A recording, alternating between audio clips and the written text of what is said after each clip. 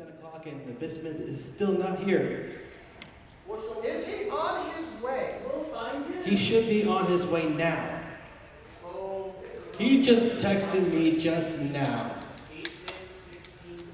Well, in the meantime, can I get up there and tell some stories? I got some good ones.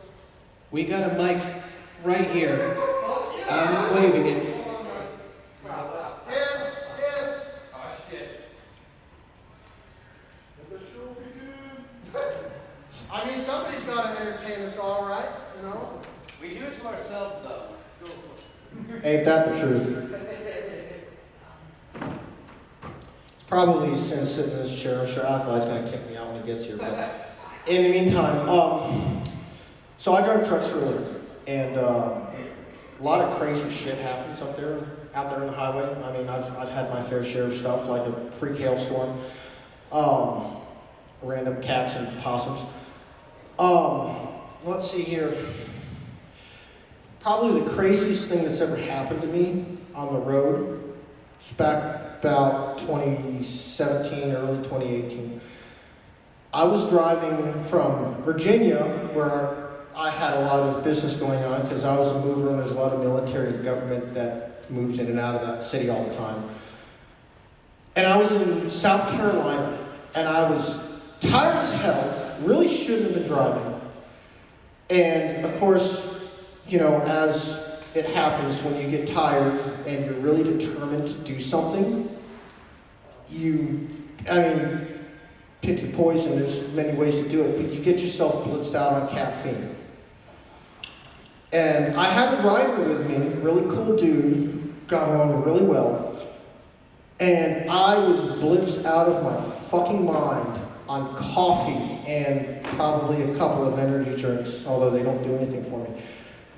And I was fighting the road. I was fighting trucks, like, you know, all over the road. I'm doing about 80 through Georgia at this point. And I get about, not too loud, am I? I get about halfway through the state. And I come upon this silver Lincoln MKZ. And mind you, I'm doing about, 75, fucking 80 and a 65. I'm hauling ass. I'm out of my fucking mind on caffeine. I'm all over the road. And this dude is doing 50 fucking 5. Mind you, he's in the slow lane, so he gets a pass for that. But he wouldn't let me get around him. I'd signal, I'd go to go around him, and this motherfucker would go right over into the fucking passing lane. And we did this tango for about, we did this like 2 or 3 times where I would go to get over and he'd get over, and I'm like, fuck this, man. Wah! You know, and finally he got back over the slow lane, and I passed him, and I didn't think anything of it, and I'm still, doing 80 in Georgia, fucking all over the fucking road. I'm fighting the truck. Whoever must have seen me must have thought I was fucking drunk as hell. I mean, that's just how bad I was, and that's how tired I was. But I'm like, if I can just drive like 3 or 4 hours, I can get to the yard in Jacksonville, and I can go home, and I can lay in my own fucking bed. And I get maybe another 40 or 50 miles down the road, and I look at my rearview mirrors, because that's what you're supposed to do when you're driving, especially your big rig. You're supposed to, do your scan every once in a while. You don't want to be a zombie. And I notice there's somebody tailgating me. And my first thought was, oh shit, it's DOT, and I'm about to get a massive fucking ticket, probably thrown in jail for driving while tired, which is about as bad as driving drunk. But there's no blue lights, no red lights. Maybe it's not a state trooper. My next thought was, oh shit, I pissed off a motorist and they're calling the fucking cops on me. So I got really fucking nervous. And my rider, he's just sitting in the passenger seat, zonked out. He wasn't paying attention, he was fucking tired too. And I'm watching this guy. And mind you, I drive for a living. And I've gotten pretty decent at deciphering the headlights of cars behind me And I can say, oh, I can see, look at it, get over a little bit, get a look at one of the headlights and say, oh, that's an Explorer, might be a cop, or that's a Charger, might be a cop. So I kind of move over a little bit so I can see the guy's headlights. I'm like, oh, it's not any cop car headlights I've ever fucking seen. And I'm like, well, shoot. So I'm really, really nervous because this guy's right on my ass. Like if I brake checked him, he probably would have run in the back of me. And I'm watching this guy, and we're about, I don't know, maybe about a quarter of the way to go to get to the border on 95 in Georgia. And when you cross over into Florida, if you drive trucks, you'll know what I'm talking about, but there's a station like literally about a mile into the state. It's an agricultural checkpoint. And anywhere you go in Florida, to get out of the state, except I-10, because they actually have it in the middle of the state there for some reason. But to get into Georgia, or to come into Florida from Georgia, you have to go through an agricultural checkpoint. To come into Florida from Alabama, you have to go through an agricultural checkpoint. And then a scale and all that other good crap. So I figured, well, when I get over the border, mind you, I'm fucking laser focused now, I'm not really fighting the truck anymore, I'm watching this guy behind me. Figure, well, if he follows me to ag, there's a problem. Get over the border, pull into ag. If this freaking dude didn't follow me into ag, and about this time, I'm slowing down, my rider's waking up, and it's like, what's going on? I said, just stay in the truck, we've got to follow it. So we pull into ag, they ask me what I'm hauling, HHH, household goods. And I pull over because in the ag station there, they actually have some pull-offs for, emergency stopping or inspections. And I pull over, and I get out, and I walk up to this car. And it's that freaking silver MKZ I passed halfway through the freaking state. And behind the wheel is this 80-something-year-old man. And he rolls down the window. And I said, hey, buddy, what's going on? And he says, somebody told me to follow a truck. And I said, because I said, what are you doing? Somebody told me to follow a truck. I said, I think you got the wrong truck, man.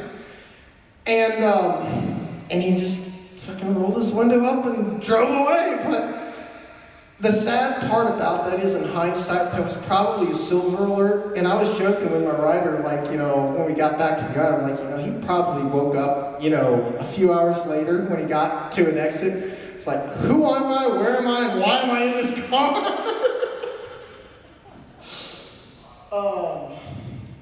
Geez, that's about the craziest thing that's ever happened to me, as far as encountering people out there.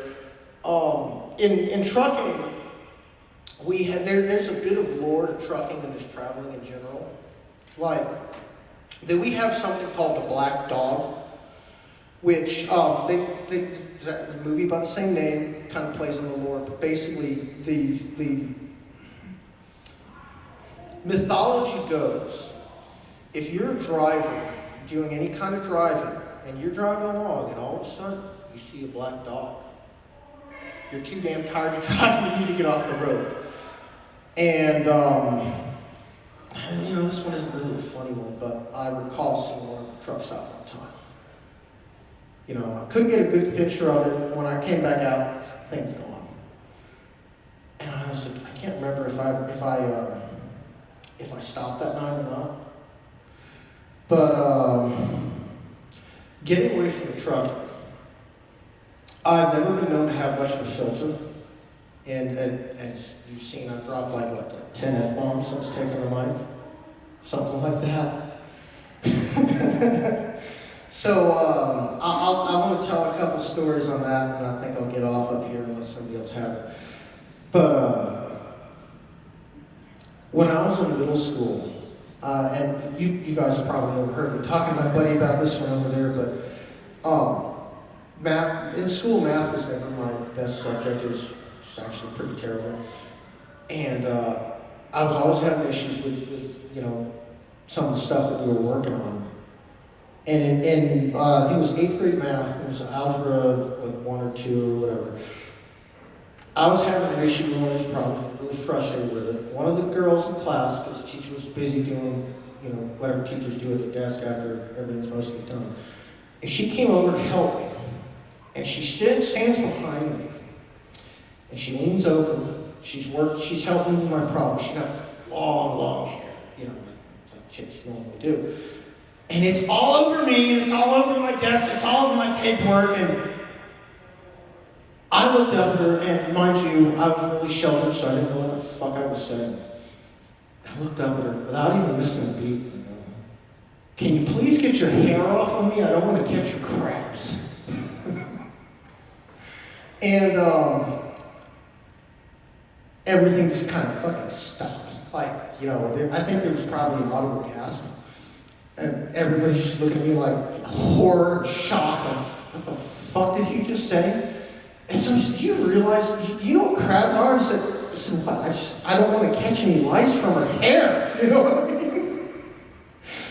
And, I wasn't really popular with the ladies in school for a variety of reasons. But, that carried into my adult life. And, I used to work at a place called Great Dane Trailers. And I worked there twice, actually, the same facility. The first time, I was a parts delivery guy, and that was great until I started trying to get my CDL, and then everything went to shit. But we had a parts sales guy, and one of our customers called him silly bitch for reasons unknown to me. But I heard it, and I was like, damn, that's a funny name, He is kind of a silly bitch. So anyway, I got fired from that job the first time, and I kind of fucked off for a couple of years, and I was a mover. And then that soured, and I decided to go back to what I'm doing. So I went back to the same place I worked before, and said, hey, you guys have any work? Well, we don't have anything on the parts side, but if you want to work at a trailer shop, yeah, be our guest. Gave me an application, filled it out, and went right into an interview because you were desperate for people at the time. And I'm sitting in this room, this office, with the service department manager, shop manager, the shop foreman, and for whatever reason, I guess as a witness, the parts department manager, who was different from the guy that was manager when I worked there previously. And we're sitting there doing the interview. It's a serious interview. I'm answering the questions, giving all the right answers or whatever. And the parts sales guy, whose jobs, basically go out to all the shops around town and sell parts. He comes in and he says, it's going to be a while for me to get up to Baldwin because apparently there's a couple wrecks on I-10, it's up in Jacksonville. And somebody hit a milk truck and spilled milk all over the highway. And I looked up at him and, like I said, just right off the rip, didn't even think about it. I looked up at him and I go, why don't you go lick it up like the pussy you are? And the parts department manager, he looks over, he's sitting on this side of me over here, and he looks over and he's like, you realize you just said that in a job interview, right? I look at him and go, so? And the shop manager leans over, he shakes my hand and says, congratulations, you got the fucking job. Oh man, let me tell you something. If you ever want to, go somewhere, if you don't have a filter and you want a place where you can work at, where you can just say whatever the fuck you want without getting in trouble, go work in a shop. Because 9 times out of 10, they literally don't give a shit. And with that, I yield to our de facto host.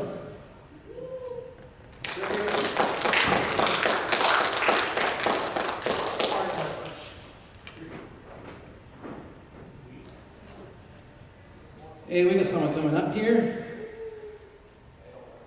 I'll give it a shot. Why not? All right.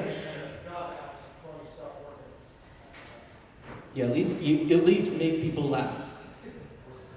I'm gonna damn well try, because if I don't, I really shouldn't have come up here. Let's see. So, how's everyone doing tonight? Everyone having fun so far? Hell yeah. Oh, come on, you guys can do better than that. Hell yeah, that's what I want to see. I like you guys already. So, let me ask you a silly question. Who here has ever worked customer service? Yes. Okay, I had a strong feeling. So you're probably painfully aware of how weird situations can be at work, right? Oh God, where to even start with this one? Once upon a time, a friend of mine told me, he goes, hey, you know what, man? I just got a new job and I think you're gonna really love it. And I was like, that sounds awesome. What is it? He goes, I work security. I was like, what? Yeah, man. I work security and I don't do anything. Isn't that the dream? Yeah, see, I had the same thought, so that's why I signed up for it. The moment he told me I didn't do anything, I was like, bro, all right, well, I gotta get it. So I go and I look into different companies, and he tells me about this one company. I'm not gonna say the name of it because they might still be mad at me for this. Oh my God, no, believe me, you'll understand in a minute. So I started applying for different security companies, and I applied to this one, and they said, you've never worked security before, have you? And I said, how did you know? And they said, I've never heard of you. And my first thought was, oh God, I have to be famous? I'm screwed. So, no. Don't get ahead of me. Don't get ahead of me, you're gonna regret that. I'm gonna start looking for more places to look for. I haven't given up on that dream yet. They gave up on me, I haven't given up on that. I will have my dream job of doing not a damn thing and no one can stop me. So I start looking around into security licenses. She goes, you need to get a license for security. And I said, is that any harder than a driver's license? I'm only 22 and I just got it. And she goes, a little bit. So that's gonna come in, that's gonna be very important later because I'm gonna tell you how I had to learn this skill. So what they don't tell you when you go to learn security is you have even less training than a police officer because you do even less than them. It's surprising, but it's true.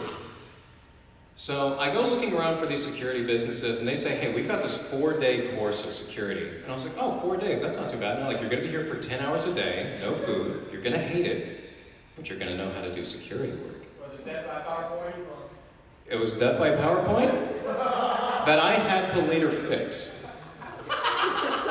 So they tell me, hey, okay, here's what you're gonna do. You're gonna go to the security business way out in the middle of nowhere. And I'm like, in the middle of nowhere? And she goes, yes, because nobody will see us there. And then we can learn security.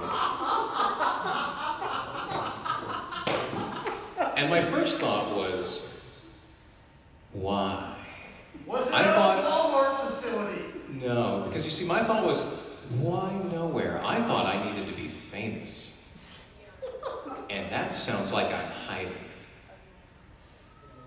And she goes, well, you see, the thing about security is you need to have security theater. You need to show people that you're security. And I said, why? And they said, so you can look like you're doing something. And I said, well, what am I doing? And she goes, nothing. So I was like, okay, I think I can get behind this. So I have to look like I'm doing something and not. I'm already good at one of those two things. If I can just master the second one, I'll be perfect. So she tells me the address out in the middle of nowhere. Now, I don't know if you've ever driven on the highway with no idea where you're going before, but this place didn't have a place on Google Maps. I tried like Google Maps, I tried like, Ask Jeeves. At one point I tried Bing, which I think is like the lowest tier you can go for if you want to know something. That dates that. It dates it a lot, and see the worst part about it is I'm in my 30s now. I was in my early 20s then, and I think they're still mad at me. So I go to the middle of nowhere, and they said, okay, you're gonna take this dirt road off the highway. Let me tell you how unprepared I was for what they meant by that. So it is early in the morning. It is like 7 a.m. I am dead tired because my usual time for waking up is like 7 hours later. So I get up, I'm in the car, I'm barely awake, I'm driving, and there's this huge truck behind me, and all I hear in the middle of driving is just, what the hell was that? And I didn't know this, but apparently the closer you get off the road of the highway, there's a lot more gravel, and that means a lot more things kicking up, and that means a lot more things hitting your car that you're not prepared for at 7 in the morning with no coffee in the middle of nowhere. So I'm thinking I'll just try to focus on driving, and this is the part that scared me the most, because we're now at the part where like the highway goes from like 4 lanes to 3 to 2, and now it's just me and the guy behind me who's driving a 16-wheel truck, and I'm driving a 2007 Toyota Camry where the key barely even works. So here I am now, 7 in the morning, a truck behind me. I'm trying to figure out where this dirt road is, and I finally see it because she says it's in the middle of nowhere, and you'll see it when there's a fence. And my first thought wasn't, where am I going to see the fence?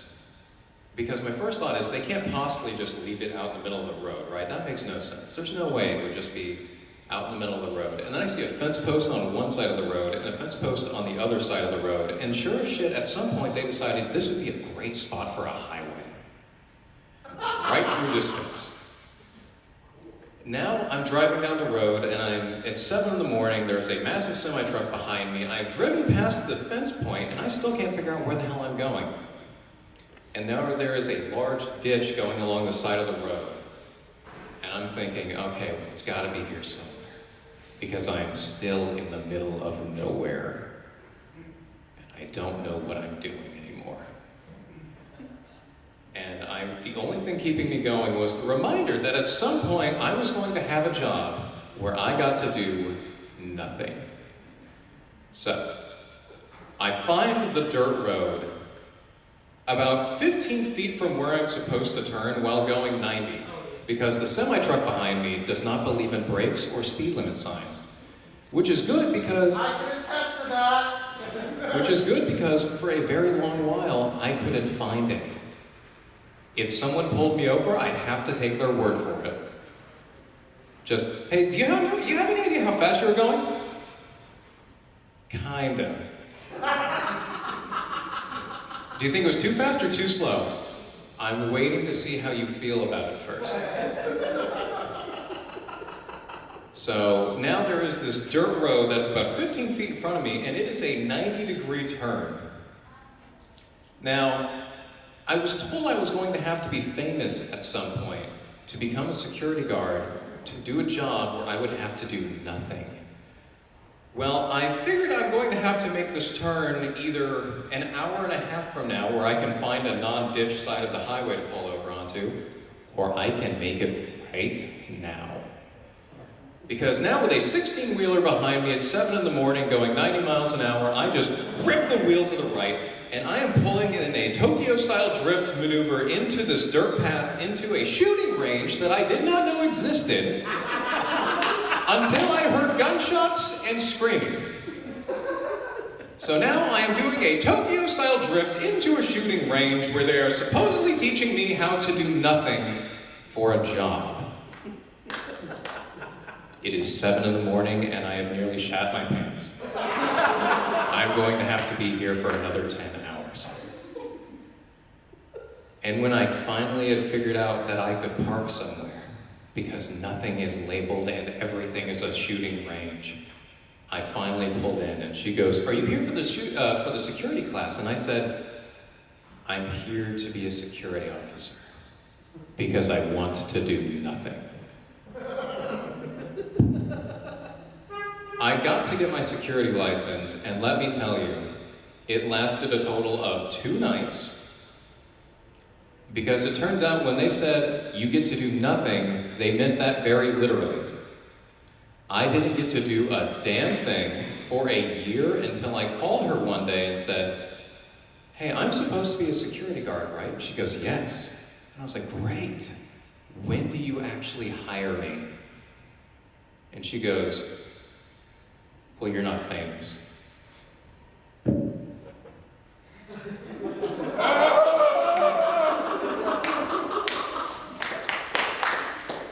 So that's how I became a very short-lived security guard. Quit a company that had only hired me for less than 12 hours, and now I was famous. because I think they're still mad at me for doing nothing. That was too good.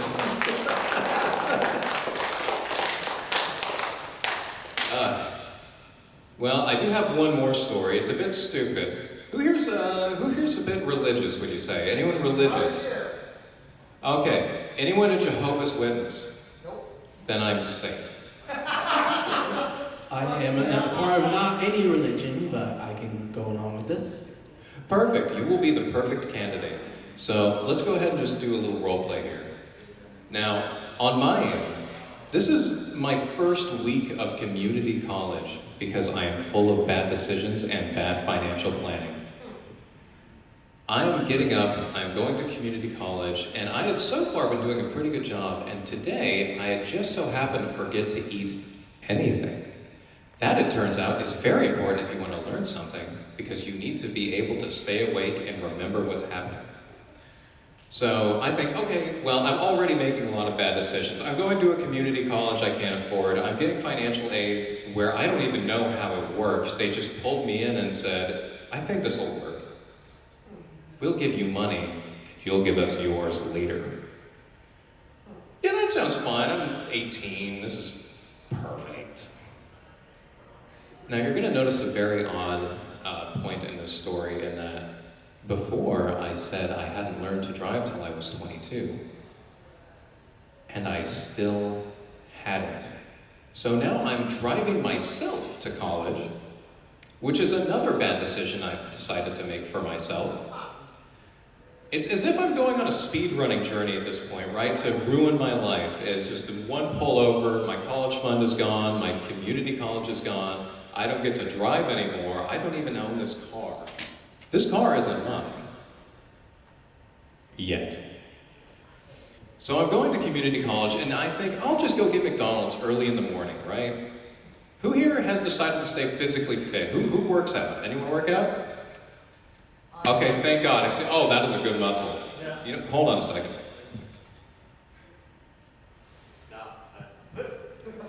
I was unprepared. I like you guys. You guys are great. So I am going to McDonald's now, and I'm thinking, well, the drive-thru looks kind of like a circle of vultures, you know, hunting down carnivorous prey. Because I forgot that this is in the middle of Daytona. It is crazy early, and people don't like to cook for themselves. That's why I'm here too. So I think, okay, well, I'm just gonna walk in. Well, I might as well make it a bit of a journey, right? I might as well park a little bit out so I have to walk a little bit longer, treat myself to some exercise early in the morning.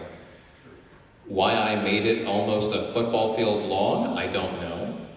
There was a lot better parking because there was literally no one parked there ever. There is a massive parking lot that exists outside of the McDonald's that looks like something out of an alien movie. There's nothing there, there's remnants of cars being there, but nobody's seen life in who knows how long. So I go in, I get... Say huh? What hour of the day or night? 7 a.m. You're gonna start to notice a pattern that I make a lot of bad decisions. My existence is almost like a Bill Murray movie. Everything just happens to work out for me somehow, and yet here I am, surprisingly alive. I'm sure that at some point I'm going to walk conveniently over a manhole cover that's going to kill like a small school child on the way behind me. It's just gonna happen that way. I just have the weirdest luck to survive a situation that no one else really should. Which is what's about to happen to me, as it turns out, because early in the morning on my way to community college, I did not expect that I was going to be run down by Jehovah's Witnesses waiting to tell me their word. So I go into McDonald's, grab my food, and I go out, and the cars that are like circling the McDonald's are gone. Now, let me tell you something. If you don't know anything about nature, when you see the prey animals disappear, you should probably wonder why. That means something bigger and more dangerous is nearby. And if you are their prey, you should fear what they fear. Or guess why? So, now my car is about 300 feet in front of me, and for some odd reason I think, what's to my left? Now, you in this part of the story are a couple of Jehovah's Witnesses in a very beat-up Cadillac. I'm not joking, this thing was a weird pale green with paint peeling off in every area. It had a tarp roof. That's not what it was supposed to be, by the way. That's what it is now. Which makes me wonder just how well the faith is doing. I'm just saying, for a faith where you have to tell people how to get into their heaven, I'm a little concerned that they don't know more people. So, you are the Jehovah's Witnesses in this story. Okay. I look to my left and I see you, and you see me. And I look to my car, and they look to my car, and I look at them, and they look at me, and the man starts walking at me. And so I start walking to my car. What would your first reaction be, just as a person, if you see me trying to avoid you be? I'm just gonna carry on with my day. You see, this is a normal response. A response that I had not realized was a normal response until I saw the opposite of it. Now, how sturdy is this stage? Because this is going to be a very visual example. I don't know how sturdy the stage is. I never even built it. One way to find out. All right, we'll try it. So, I see them, they see my car, I look at them, they see them looking at my car, and I start walking. He starts walking. And so I start jogging, and he starts jogging, and I start running, and he starts running. God! I finally, now, first of all, have any of you ever seen the horror movies that come out where, you know, the character is trying to fumble with their keys and you think, God, I can do that, that's so easy. I could get that lock open in seconds. I was not that person that day. I am now looking at the front door of my car, going like,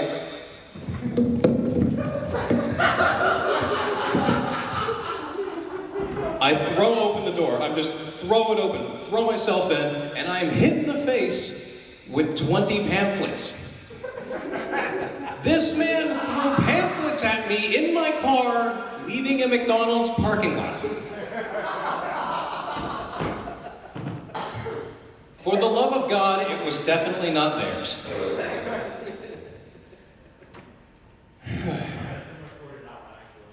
Oh, I'd love to hear it. Because let me tell you, this is also partially why I quit community college. How many times did it happen? Just once. I am fearful of their God. So, I have now got McDonald's all over the floor, all over myself. I still have to go to classes because I didn't think ahead. And the Jehovah's Witnesses have just shown me their hand by running me down in a McDonald's parking lot early in the morning. So I go to community college. I pull up. Now, I can't find a trash can anywhere. Why is this important? Because they do not like religious figures in their college. They are a community college that really wants to focus on your learning experience. Learning about someone else's faith does not count. Thank God for that. So I'm now holding a series of pamphlets trying to get rid of them because the problem is they have a truant officer that loves to look at people's cars. First of all, I don't know why that's the case. I'm paying the college to teach me. I don't know who this man is or why he cares about why I had McDonald's this morning. Or why I've got 20 pamphlets for Jehovah's Witnesses in my hand as I'm trying to actively find somewhere to throw them away. So, he comes up to me as I'm getting ready to leave my car because I have just been trying to figure out where to throw these away for the past 15 minutes. Which, by the way, for a community college, you'd think there'd be a lot more trash cans. There is not. So I go back to my car thinking I'll just go home and change, and I just...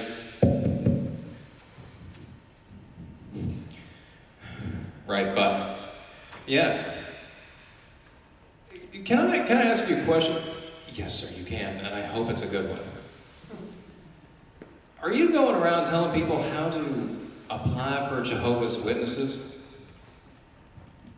Sir, as I have just learned this morning, you don't actually have to apply. They will find you. And if they really want you to join them, they will find you. Now, I should have thought of their faith a little bit more. Now, remember earlier I said, oh, if you want to be a Jehovah's Witness, they have to invite you into this faith. I didn't realize their invitations could hurt you. Because in this moment, I now have a series of pamphlets in my hand that I would very lovingly love to get rid of. And he goes, son, I'm going to have to talk to the campus, the heads about this. I don't suppose they're Jehovah's Witnesses, are they? I'd like you to go home, please. Yes, sir.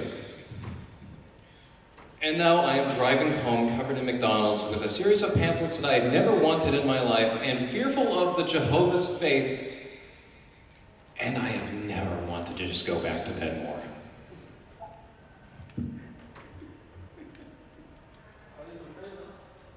At least I'm famous.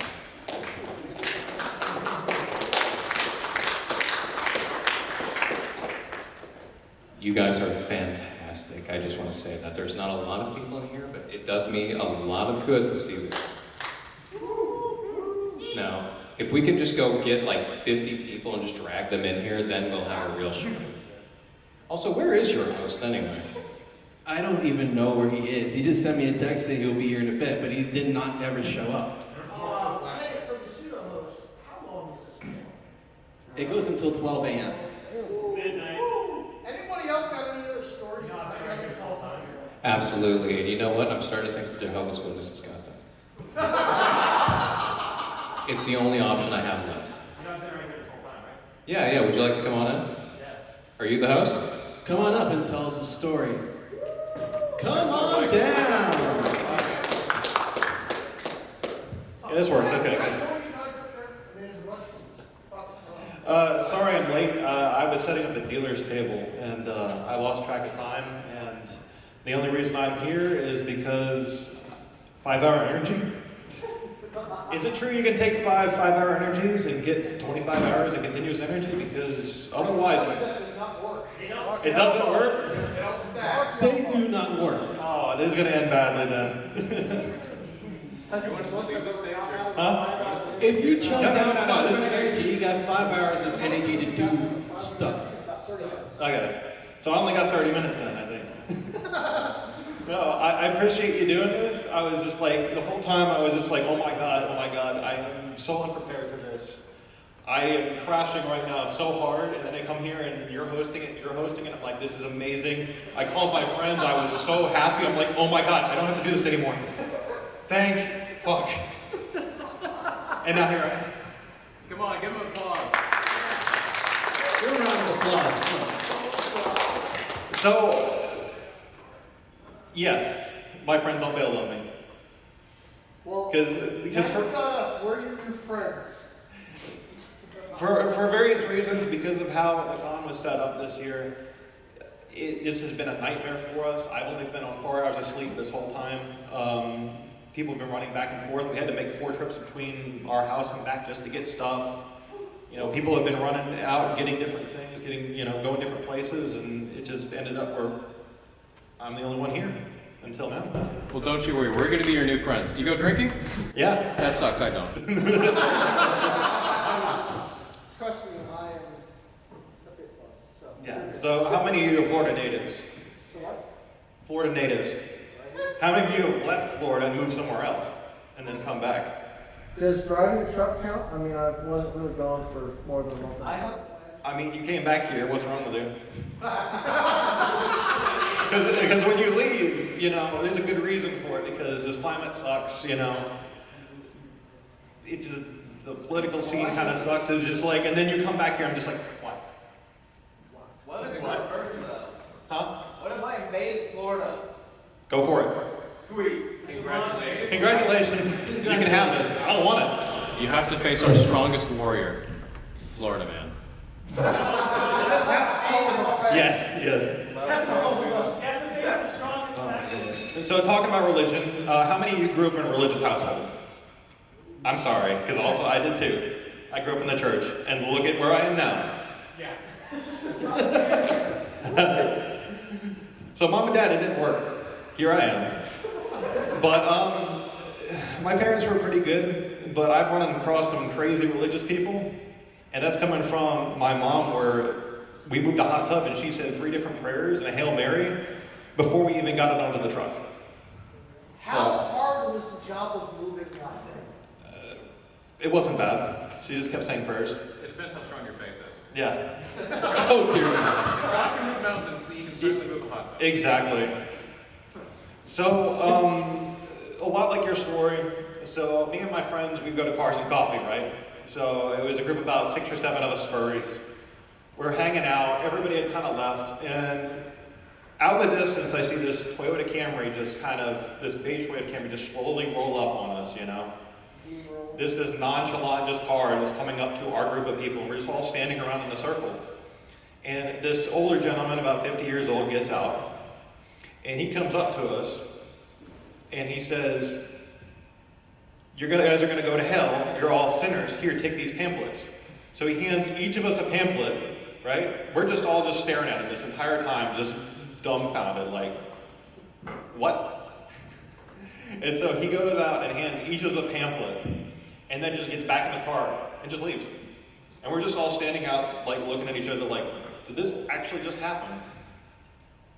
Yeah, proof. Physical evidence? Yes, we all have physical evidence. We're just all looking at each other like, what? I mean, it happened if you believe it happened. Yeah. There you go. But, other thing too about friends and all that, it's, we always go on fun adventures and things like that, and a lot of us go off-roading, we run dirt bikes, ATVs, and everything else. And so we ended up going on this one ride. We go to this one location, and every single time we went there, something would happen. So it was originally Tallahassee, the National Forest there. We'd all hang out, we'd try to bring our stuff up and go have a weekend ride and just have a good time. No. The problem is we don't make it out there. So, the first time we planned to ride, we're like, okay, this is going to work out really nice. Yeah. Not exactly. It's usually something happens to one of us. It's the curse of Tallahassee. If it's not wind, if it's wind, it's going to happen. Something's going to break. So the first time we plan a ride, one of my friends, he ends up having a health issue. He ends up being sick. He's like, hey man, we got to cancel this. Let's do it another time. He was in the hospital. So we're like, okay, let's replan it. So the second time, it's about 2 days out, and we're still planning everything, and then all of a sudden it's like I go to text my friend, and he isn't answering anymore. I'm like, hey man, what's going on? Are we driving up Friday? It's about a 4-hour drive to get to Tallahassee for us, and he's not answering anything. And then I see in the chat, he's like, hey, he's in the hospital now. Like, my other friend started texting me, he's like, hey, he's not doing good. And he had his appendix burst. Damn. Literally that Friday before we went up there. So Saturday, we ended up taking a trip to the hospital and said hi to him. And now it's one of those things where we can't mention this place by name because it is now cursed. We just now say, hey, we got to go out to this location to collect pine cones and look at trees. Because every single time we mention this place by name, something happens. And third time we go out there, something happened to me. And not the way I ever expected. So I love different foods. Like, I love going out to get Indian, Korean, Thai food. So I'm like, okay, let's go out and get Korean food. There's this really cool place right here. So I love kimchi. I love rice bowls and all that with the beef, the bulgogi beef. So I order this, I'm like, okay, you know what, I'll get kimchi rice. Why not? I've had no problems with this before. And I start eating it. And then I realize about halfway through, I'm like, this is pretty spicy. And I go through 3/4 of the way through the bowl, I'm like, I'm not feeling good. So, of course, I'm like, okay, well, it happens. It shouldn't be a big deal. So I try to use the bathroom, I'm totally fine. I'm like, okay, I'm still feeling under the weather, but let me make it home. As soon as, not home, but my friend's house, because we're all playing out there. As soon as I get in the car, it hits me. And that is the worst 5 minutes of my life. Holding myself together to try to make it to their bathroom because I am holding back like a tidal wave of something like brewing. Because I realized, like, you know, I usually eat a little bit of spicy food, but this was on another level, and it didn't hit me until that moment. I had to run from their vehicle into the house, lock the bathroom doors, and open the window, and then it just, I was in there for a solid hour, just dying, like just. Was it a religious experience? Yes, yes, I cried. I actually did cry. It was that bad. It was bad enough where I did not eat anything the next day. I was just in so much pain. And I drank a half a bottle of Pepto-Bismol. I bet it was even way worse than Taco Bell. Yeah, it was the worst experience of my life. Oh, Jesus. Taco Hell? Taco Bell. Taco Hell. But Yeah, you can call that too. the beautiful thing was the off-road ride was uneventful, partly because I didn't have anything to eat the entire day after that. And since that point, the curse has been broken, and thankfully will never come back again. So you can mention it by name now. Yes. So from here on out, we've been good. Good. Hell yeah. Let's Yeah, give it up yes. for safe eating. Yes. Practicing eating is very important. You don't know how many times I went through that. It always happens to me. Like, I understand, like, your story because it actually explains a lot because once it hits me, I have 5 minutes to do something. Even when you're in a long car ride, it hits you. It wasn't, as soon as I sat down in the car, it hit me, and that was the longest 5 minutes of my life. Oh my So God. we were jumping curves in his Jeep to get home to his house. He was taking shortcuts, like through the medians. It was that bad. I'm like, I will literally, if you do not get me to your house within like 3 to 5 minutes, it's going to end badly, and it's going to be in your Jeep. Which Jeep? What kind of Jeep? It was a 2001 Grand Cherokee. Geez, where to start with this one? I got a couple of stories that pertain to this, and some of them are not that good. Grand Cherokee, it's expensive. Oh no, I wasn't talking about the car. I wasn't talking about the car. So, how many of you in here like Mexican food? What is is your idea of good Mexican food like? Are we talking Taco Bell, Chuy's, or the hole-in-the-wall restaurant down the street that, you know, only the locals know? So, I've been all over the country, and most of the crazy things that have happened to me as a mover, which was between 2017 and 2018. And let me tell you something. The most authentic Mexican food I've ever had in my life was in El Paso. In this freaking hole-in-the-wall Tex-Mex cantina. I was out there, I think I was pulling a couple of loads out of a warehouse. And the guy that I drove for at the time, he would hire the help for me because he'd been doing this for like 58 years, so he knew like all the freaking people. And we did one load, and then lunchtime hit at the warehouse, and well, screw it, nobody's working, there's nothing to do, let's go get some lunch. So we went like literally one street over, and there was this little hole-in-the-wall cafeteria, like bare bones as you can get, Mexican food. And I'd never had Mexican food in El Paso, Texas before. Certainly not from a hole-in-the-wall. Maybe a food truck, but that doesn't really count. And I get, I think I got like enchiladas. Fucking love enchiladas. Good stuff. Enchiladas and, some pico and whatever garnishes they put on the side. I think the Mexican rice, I fucking love Mexican rice. Probably a side of refried beans. Anyway, I get my food, pay my money and all that, and I go to the condiment cart. And they've got some stuff there. Sour cream was not one of those things. But they had two different salsas. They had a red salsa and a green salsa. Red one's a good one. Oh yeah, the red one's always a good one.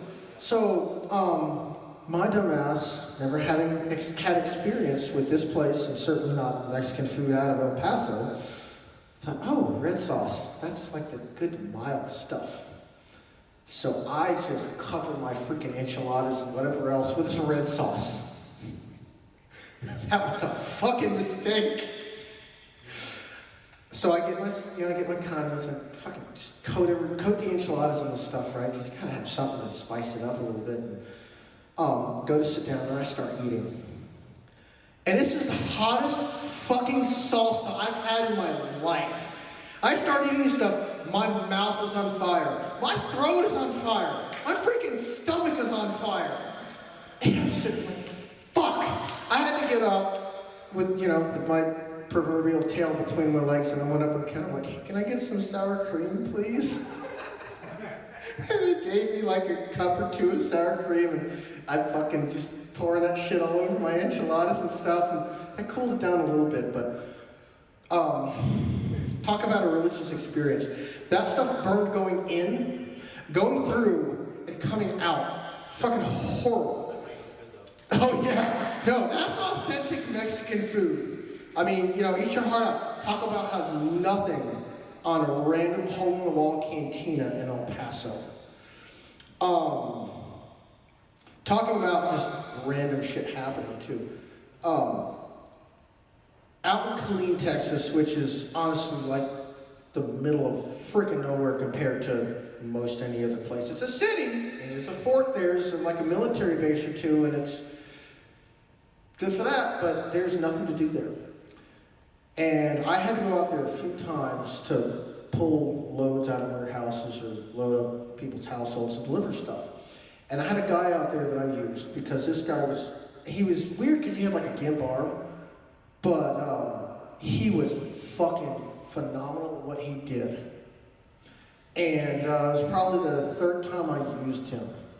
I had 2 loads that came out of Alabama, like the east side of Alabama. And when I got my weights, because when you're a mover, you get an empty weight and you get a loaded weight because that's how they bill the customer.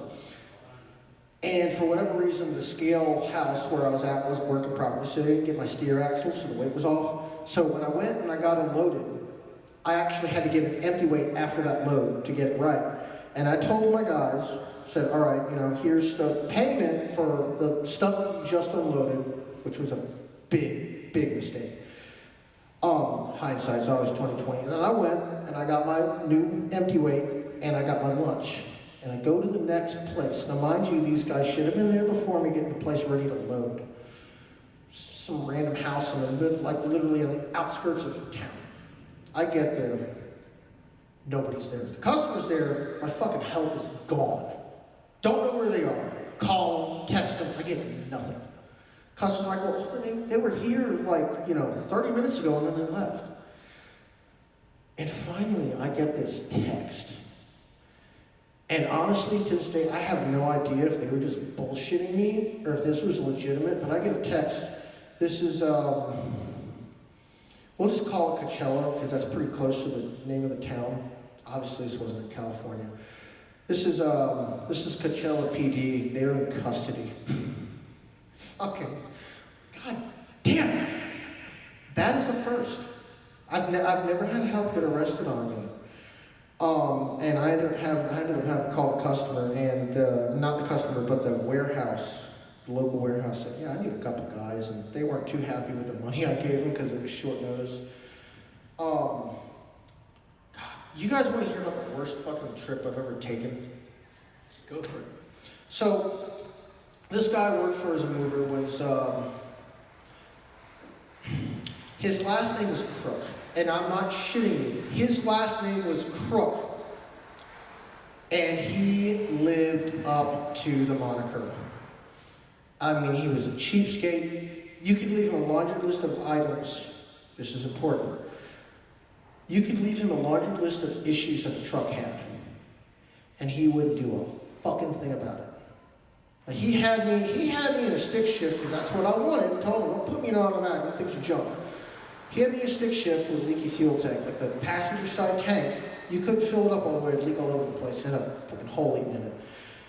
Anyway, I had taken this truck and trailer up into New Jersey on the turnpike, and I had a double blowout on the trailer. Same axle, same side, real fucking nightmare.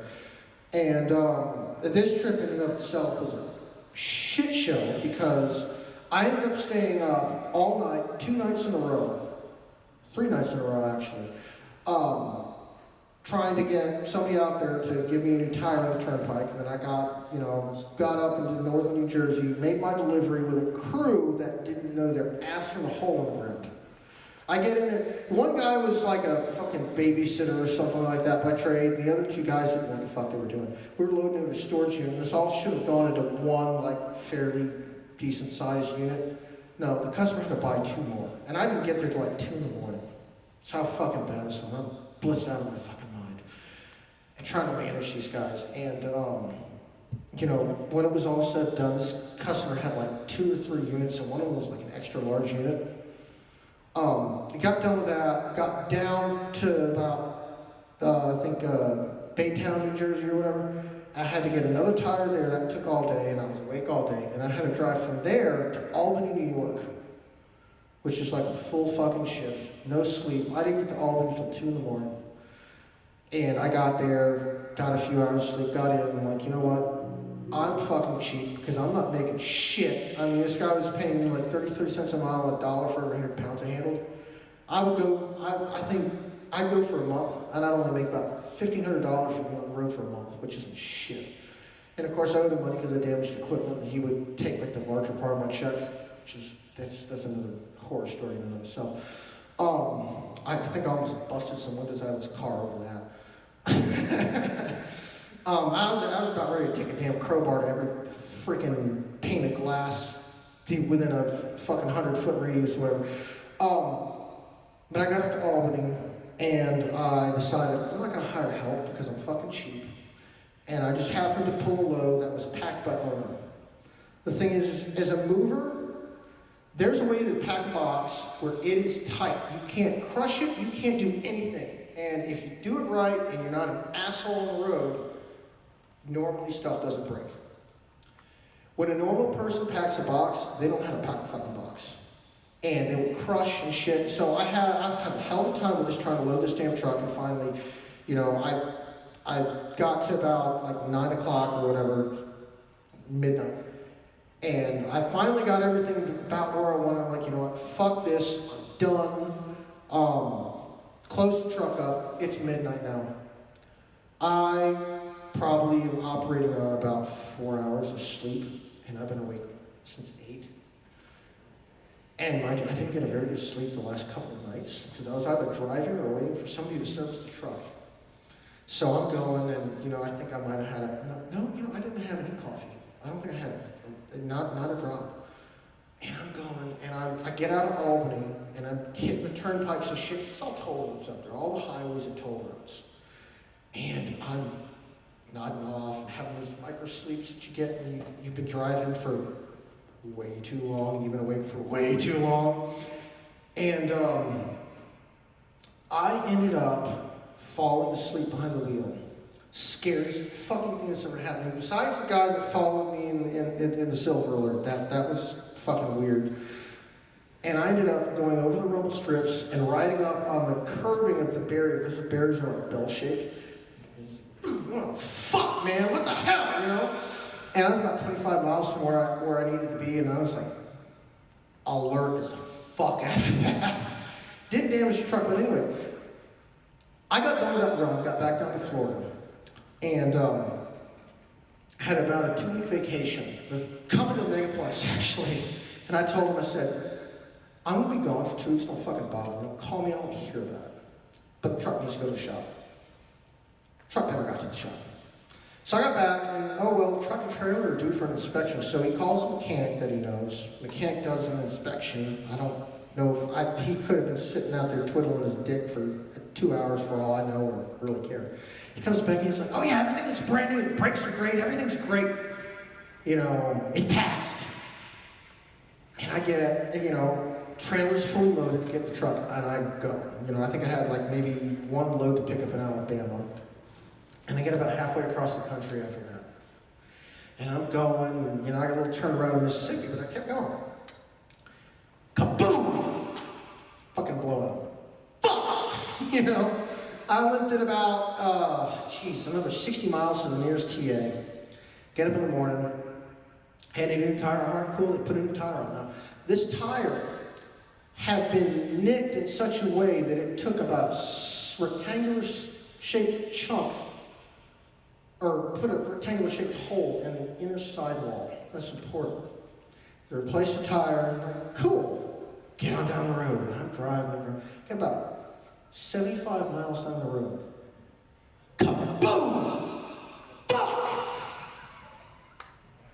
I mean, So, you got 18 wheels for a reason. Just you got. Oh no, that's important. That comes into play later. If you got 15, it's fine. I mean. So, I limped it to the next rest area, get out, I'm looking underneath the trailers, notice the fucking trailer, truck tires aren't blown out.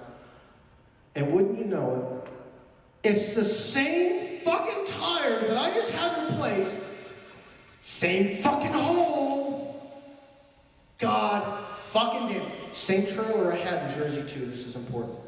I'm like, well, fuck! You know, I'm about maybe just a little bit into Louisiana, and the nearest TA is in Shreveport, which is right just before the Louisiana-Texas border on I-20. Like, well, I guess I'm limping it to fucking Shreveport. So I got to Shreveport, and I pulled into the TA, and said, you know, I had receipts and everything like that, and said, yeah, we're, of course, I had to tell my boss, and he chewed me out. He said, I've never had any of my other drivers have this fucking issue. I'm like, well, obviously there's a fucking problem, because this isn't fucking normal. I about told him, you know, pull out your little black book of drivers. So how many trucks does your boss have? This guy that I work for had about maybe 4 18-wheelers, and then he had some box trucks. Tell him he owes me a front bumper and a hood, because probably one of his trucks had a diff explode about on I-95. What was the name on the side of the truck? I don't know. It probably is one of his, though, considering how little maintenance there is. Well, truth be told, he's gotten away from the 18-wheelers, and he runs box trucks mainly now. I wonder why. There's different trucks out there. So what? There's a whole bunch of different trucks out there. You never know, like. Oh yeah, no, of course. No, but considering this guy's track record, he's probably one of his. Look, if it's a 1 in 4 chance, he probably is going to lose that bet. So, anyway, he chewed me out, and then of course I finally got into the TA shop, and yeah, I replaced this tire back in bumfuck Mississippi or whatever, and it went, and they told me, well, fuck you, we're not replacing that because you have a suspension issue. So I called up a local shop, and I took the truck to the local shop, and they said, are you loaded?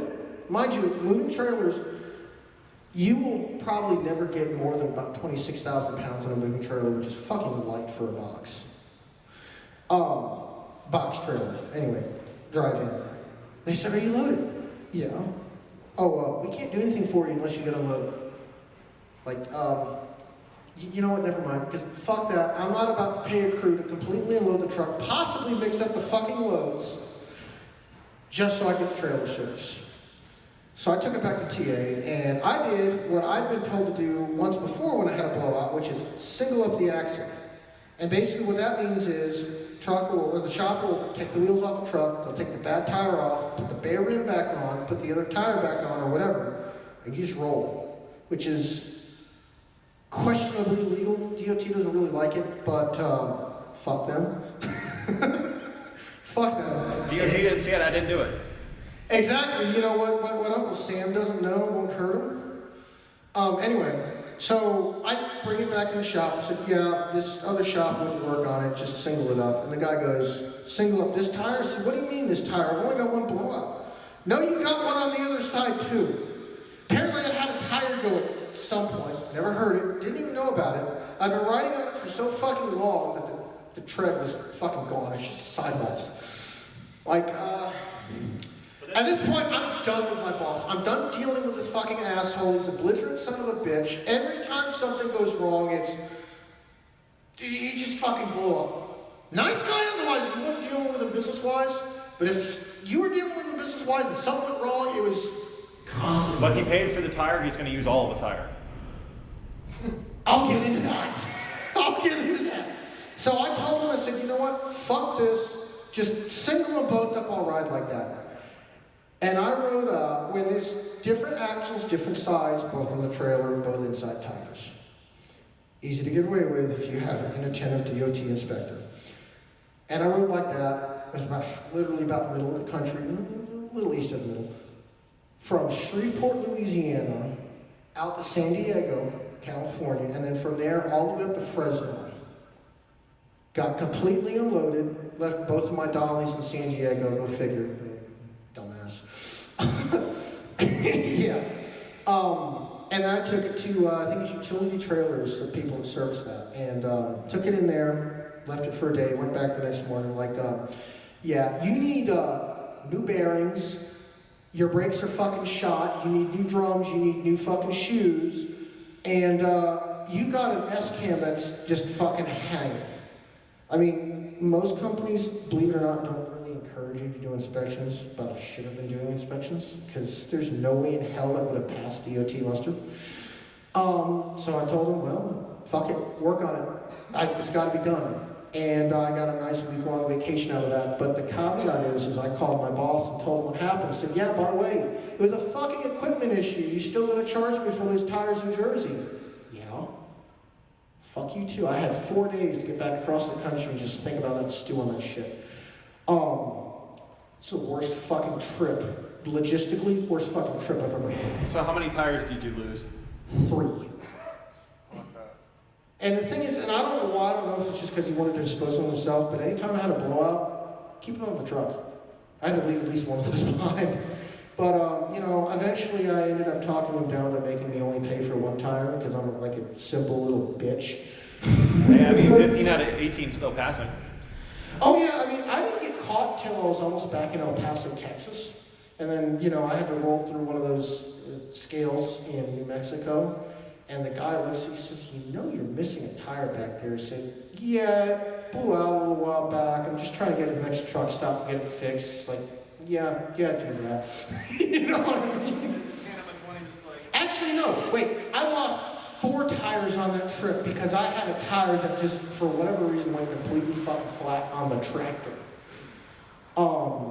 Yeah, fun times. I mean, I kind of miss it, maybe, because the thing is, I'm with a good company now. They maintain their shit, and they're like the coolest, most lenient people I've ever fucking dealt with. It went from, oh, this sucks, to, oh, I like how this sucks. Well, hey, let me say, on the note of breaking and ruining things, I have one last story to tell you all. And I've been up here long enough, I want to give you all a chance to come up if you want to. Who wants to hear one more story from me at least? All right, come on, I've got good ones. Oh, fair enough. So, this is the story about how I broke every item in my friend's house, helping him move. So, a friend of mine calls me. How would you break things? What the heck, dude? Oh no, see, this is the best part. You remember earlier I said I live a very Bill Murray life? Yeah. Yeah, it's going to happen a lot. It's a pattern, and I'm starting to think that their scriptwriters are following me sometimes, you know, just looking for inspiration. It's just a guy with a camera in the bushes, just like, got it. You're not famous enough for paparazzi yet, Not are you? yet. I'm working on it. So this guy, a friend of mine, I've known him since high school, calls me up and he goes, hey man, I need a favor. This is not a good call to get for me at 8 in the morning Saturday when I'm still dead tired. I said, sure man, anything for you. I've known you since high school. What could you possibly ask me to do that I would not already agree to do? And he goes, I need you to help me move. And I said, I can't. And he goes, no, I need you to help my brother move. And I won't be there. And I was like, so why am I going? And he goes, I'll give you $50. And I said, I'm in. Too low. So I go over to my buddy's house, and his brother is named Ryan. Now, I don't know a lot of Ryans. I don't think Ryan is a bad name. I think this guy was a particular douchebag named Ryan. Because he shows up, says, hey man, I need everything in that truck. And I said, you got it. So what are we moving first? He goes, oh, I gotta go. And I was like, what do you mean you have to go? You're moving today. And he goes, no, you're moving. And I'm paying you $50 for it. And I thought, hell yeah, I'm about to make $100. I didn't even want to be here, and I'm making money. Now, I go ahead and get started. We get a few people together, and this is the most Looney Tunes-esque moving I have ever done in my life. And I'm never going to help somebody move again. I'm in my 30s now. The only thing that beats me away from moving things is back pain and the feeling that my legs are going to hurt for 3 days. I don't want to do it. So we get started. We start moving things left and right. The first thing we start to move, now walking into his house, you would think that this is like an odd fusion of Victorian era and Gothic scenery with just a splash of modern, because not a damn thing makes sense. And it's almost like a Jackson Pollock painting of furniture. Nothing matches, nothing makes sense, and I don't know why I'm here. This isn't my house, this isn't my friend's house, this is his brother's house, and I don't like him. But this is $100, and I would like $100. So we start moving, and the first thing we move is a 1950 grandfather clock that is over 7 feet tall and weighs 300 pounds. Why? Why did we start with this first? So I pick up the head of the clock. I don't know if you know this, by the way, but when you pick up a grandfather clock, it has a lot of hanging, bits of metal and weights. You're supposed to take that off. I asked my friend, did you take the metal weights out? He goes, what? And picks the front thing and pushes it toward me. Oh my God. And so all I hear is just a lot of crashing and clanging and bending metal and a spring flying out of it. Like in a Daffy Duck cartoon. Oh, it just shoots across the room and is now stuck in the wall, and I don't know what I'm going to do about that. I can't pull it out. It's just going to come out like a long piece of metal spaghetti, and I'm never getting it back in. So I said, screw it. It was a feature. We found it like this. So I'm holding the head of this very heavy clock. I would like to remind you, this is 300 pounds and 7 feet tall. If I had to guess, I'm holding about 200 pounds of a clock that has just hit me in the chest, and it almost looks like a Victorian death trap with the points aimed at my neck. I don't know what I'm doing, but this is $100, and I would like money.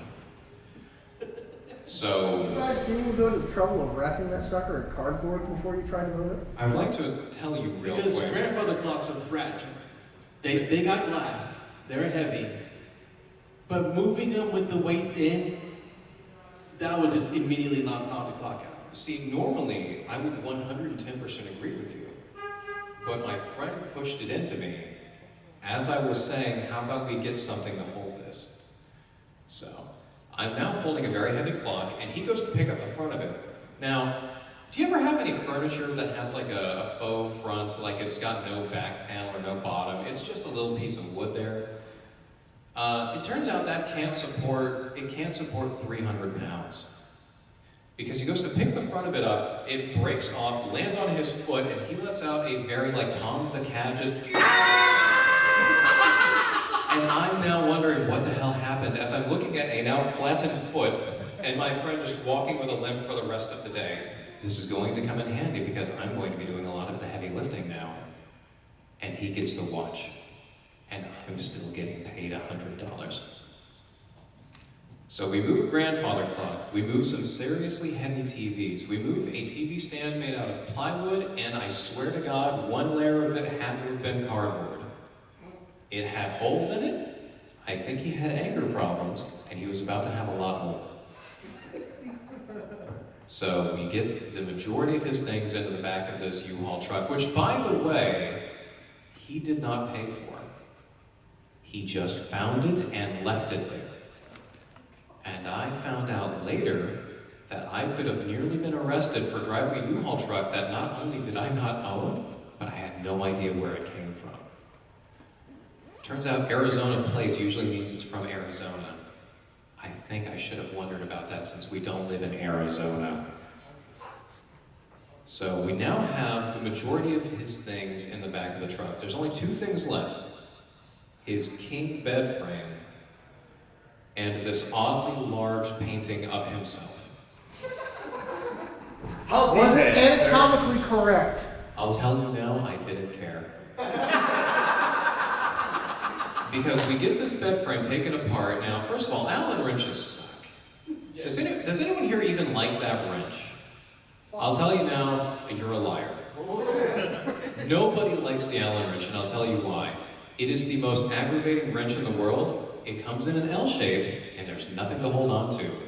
You're just sitting there for a while, going like this and hoping it works.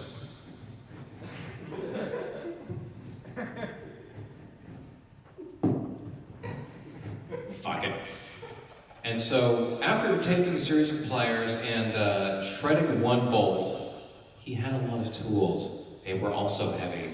I'm still getting $100 for this. I don't care. We get the bed frame apart. We get the mattress in the car. And now we have to worry about the painting.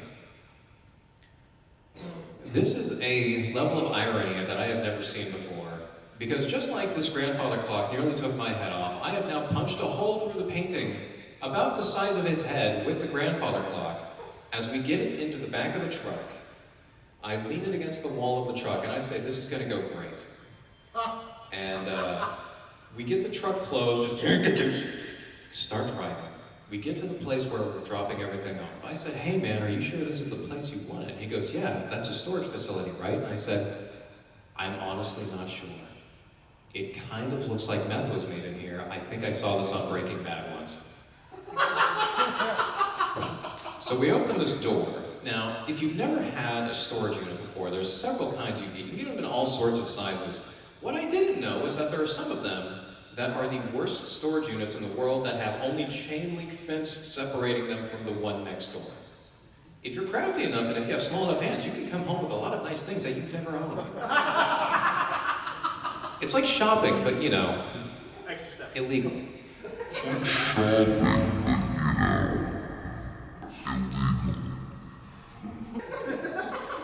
So we start getting everything piled into this storage unit. We think, okay, well, how are we gonna do this? We'll get the grandfather, no, that worked out terribly the last time. We have to go backwards, right? That's how we put everything in the truck, backwards.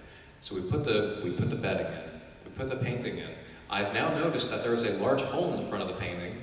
When I lift the back of the truck, there is a grandfather clock pinning it to the wall, and as I go to pick it up, I tear out a chunk of the painting. And so I have now scraped his face from this painting. I gotta be honest, it didn't look that much different from when I knew him. So, I've made a lot of mistakes. I don't think this is worth $100 anymore. I should probably leave. But he's already stolen a truck. It could be just easy to say, oh, well, they took it back. I don't know where your stuff is, but that's not how this story ends, and I wish it were. We get everything into this little crappy 8x5 storage unit, which as it turns out is not a lot of space to put an entire house into. Thank God the ceilings were high, because we were playing Tetris for a while. That's usually how it goes in the industry. You play Tetris to load the truck. Absolutely. At one point we were just like,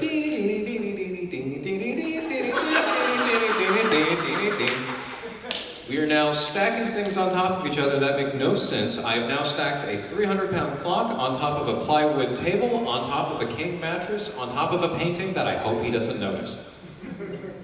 We have now gotten everything into this storage unit, and I am thinking it's over. I'm going to be paid $100. He's going to hate my guts, and I'll never have to do this again. And then we go to shut the door, and I take about 1 step, 2 step, and now remind you, I said this is a very Looney Tunes-esque moving scenario.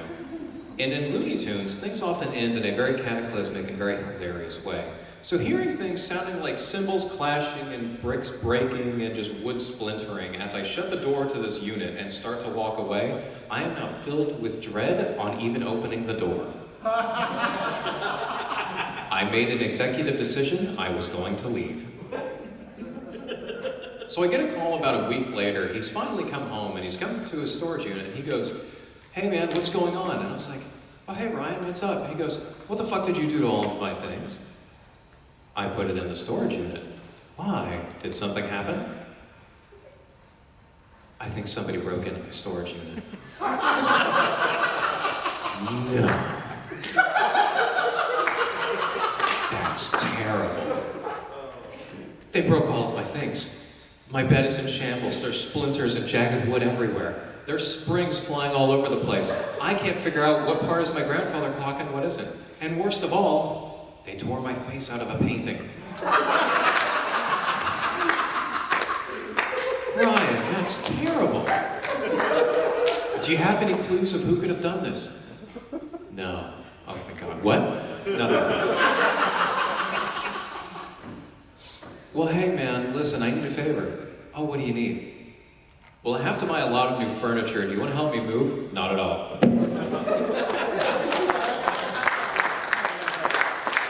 I'm going to be heading out here. If anyone wants to come on up, please, I implore you to do Please come so. tell a silly story. We love to hear it. We're going to be taking turns on this one. Do you want to get on Yeah.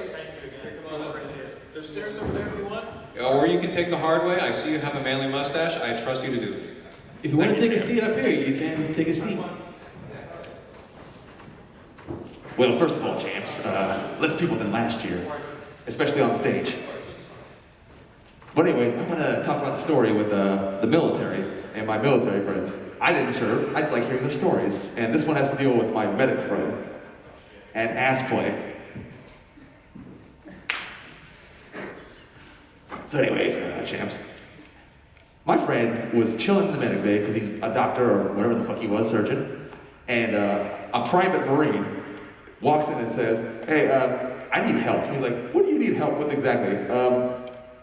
There's 4 grapes in my ass.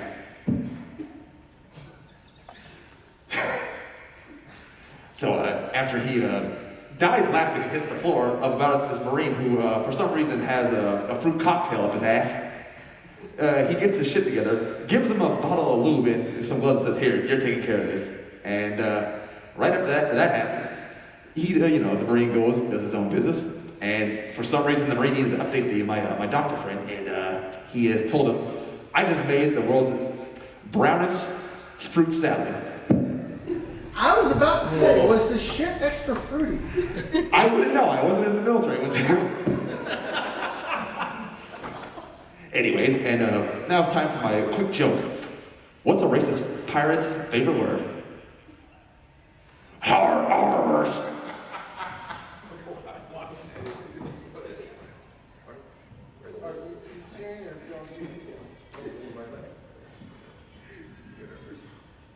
So like you said you were military, right? No, I said, no, my friends were the military. I just hear stories from them. It'd be like that.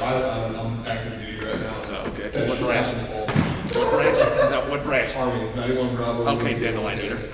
Yeah, but so. Oh, I bet you got some stories. Oh, I've got some for you. I got some. What, motor team? Yeah, wheeled vehicle mechanic, but like one of the, like so I'm as far away from my post as I could possibly be right now. I'm stationed up at fucking Fort Wainwright, Alaska. Like Holy shit, you're clear across the continent. Oh yeah, as a base, we make up 60% of Fairbanks' population. So like if you go to a bar, everyone knows everybody, and that's not a good thing because there's some bum-ass sergeant major there. It's gonna be like seeing some PV2 Snuffy out there just throwing back the cheapest alcohol you can get your hands on. Because God forbid they pay the motherfucker who does the work anything. Just goes up to him like, and a huge problem that we have up in Fairbanks, Alaska, or Fort Wainwright, Alaska, is the DFAC. The DFAC, Designated Eating Facility. There are only 3 main things they serve there. There's chicken, there's beef, and there's pork. Doesn't matter what part of the bird or the animal, they're gonna fucking serve it. You know when they're gonna start serving beef because they typically start serving beef around the ends of, or when the snow, and the words, when the snowfall stops, so probably around April into the summer. You know when they're gonna be serving pork and seafood because it's when the snowfall starts, which is typically September to September and October area. You know when they're gonna start serving chicken because all of the crows and pigeons on base disappear in the middle of the summer. Like, out of fucking nowhere. I've been up there for 4 years, going on 5, and like my buddy just got up there, which is weird. The only reason I was here was because he told me about this con. But my buddy just gets up here, and like, he's all like shocked because there are no birds anywhere. And it's like, it's weird, you don't hear crows, I don't hear mourning doves, and I was like, yeah, They're not very good either. I've got a question. Yeah. Do they at least taste like chicken? Well, no, they ain't taste like chicken. I don't care what the hell you season them some days, but they ain't never gonna taste like chicken. Like, I swear, I've been in there, whatever fucking squirrel ankles and moose knuckles they throwing in them damn things. It hurts my soul to eat at that defect. But yeah, it's very weird being up in a place that like just nothing up there is normal and nothing up there is up to par. It does like especially the worst thing in the world, worst fucking thing in the world, being a single dude in the barracks with nothing to do is having free time. And what do I want to do? Play video games. How does the internet work? I could get better fucking service with smoke signals and pigeons with letters attached to it. But all the pigeons are gone, you The pigeons are fucking gone. They were delicious too. Cajun on that shit. Glorious. But yeah, the Wi-Fi is awful. Like, and what's even worse, the infrastructure in our barracks. I'm in the best barracks on post. Multiple times a month, I have to read by candlelight because the lights do not work. The last time that building was renovated was before I was born. I wasn't even a thought in my dad's nutsack when that thing fucking It's great. They have an AC. They have an AC in there, and it's awesome because it's always set to 50 degrees. Why? To remind you that it doesn't fucking work when it's 100 degrees inside that humid ass fucking hot box. Wait, it gets up to 100 degrees in the last Dog, it gets up to like 80. The humidity, it's not as bad as here, I will say that. Florida has one thing going for it, I guess. But it's absolutely heinous. Like you go outside and if the humidity doesn't kill you, malaria will, because every barracks there is next to a fucking lake that all the mosquitoes live on. It's horrible. Is it the state bird mosquito? It is exactly what it is. It is a state bird. If you are below the height of 4'8", Godspeed, you aren't making it. Like, fucking. And thankfully this year it got a little bit better. Like, because I deployed in the summer of 23. Which went to Poland. It wasn't real. But if you thought Floridian drivers or California drivers were the worst people in the world, I have never been to a place with so many people that want to meet Dale Earnhardt as I did in Poland. I witnessed a man, while I was in the car with 3 of my homies, go 100 miles an hour down a street where the speed limit is 50 kilometers an hour, turn right out in front of a semi-truck, go another lane over into oncoming traffic, and pull right back in. Didn't even look behind to see if we're okay, just like, I've never said, I just don't understand. I'm changing lanes now, good luck everybody. I go down, good luck everybody else. Fucking sender, man. Those people are fucking crazy over there. It's so great, because, like, nothing out there is safe.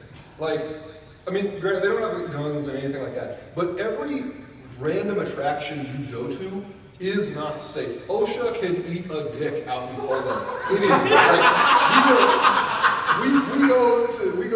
we just got there, and like, we've never been anywhere in this place. We don't know I don't know Polish still, I didn't learn a damn thing, but we go out there.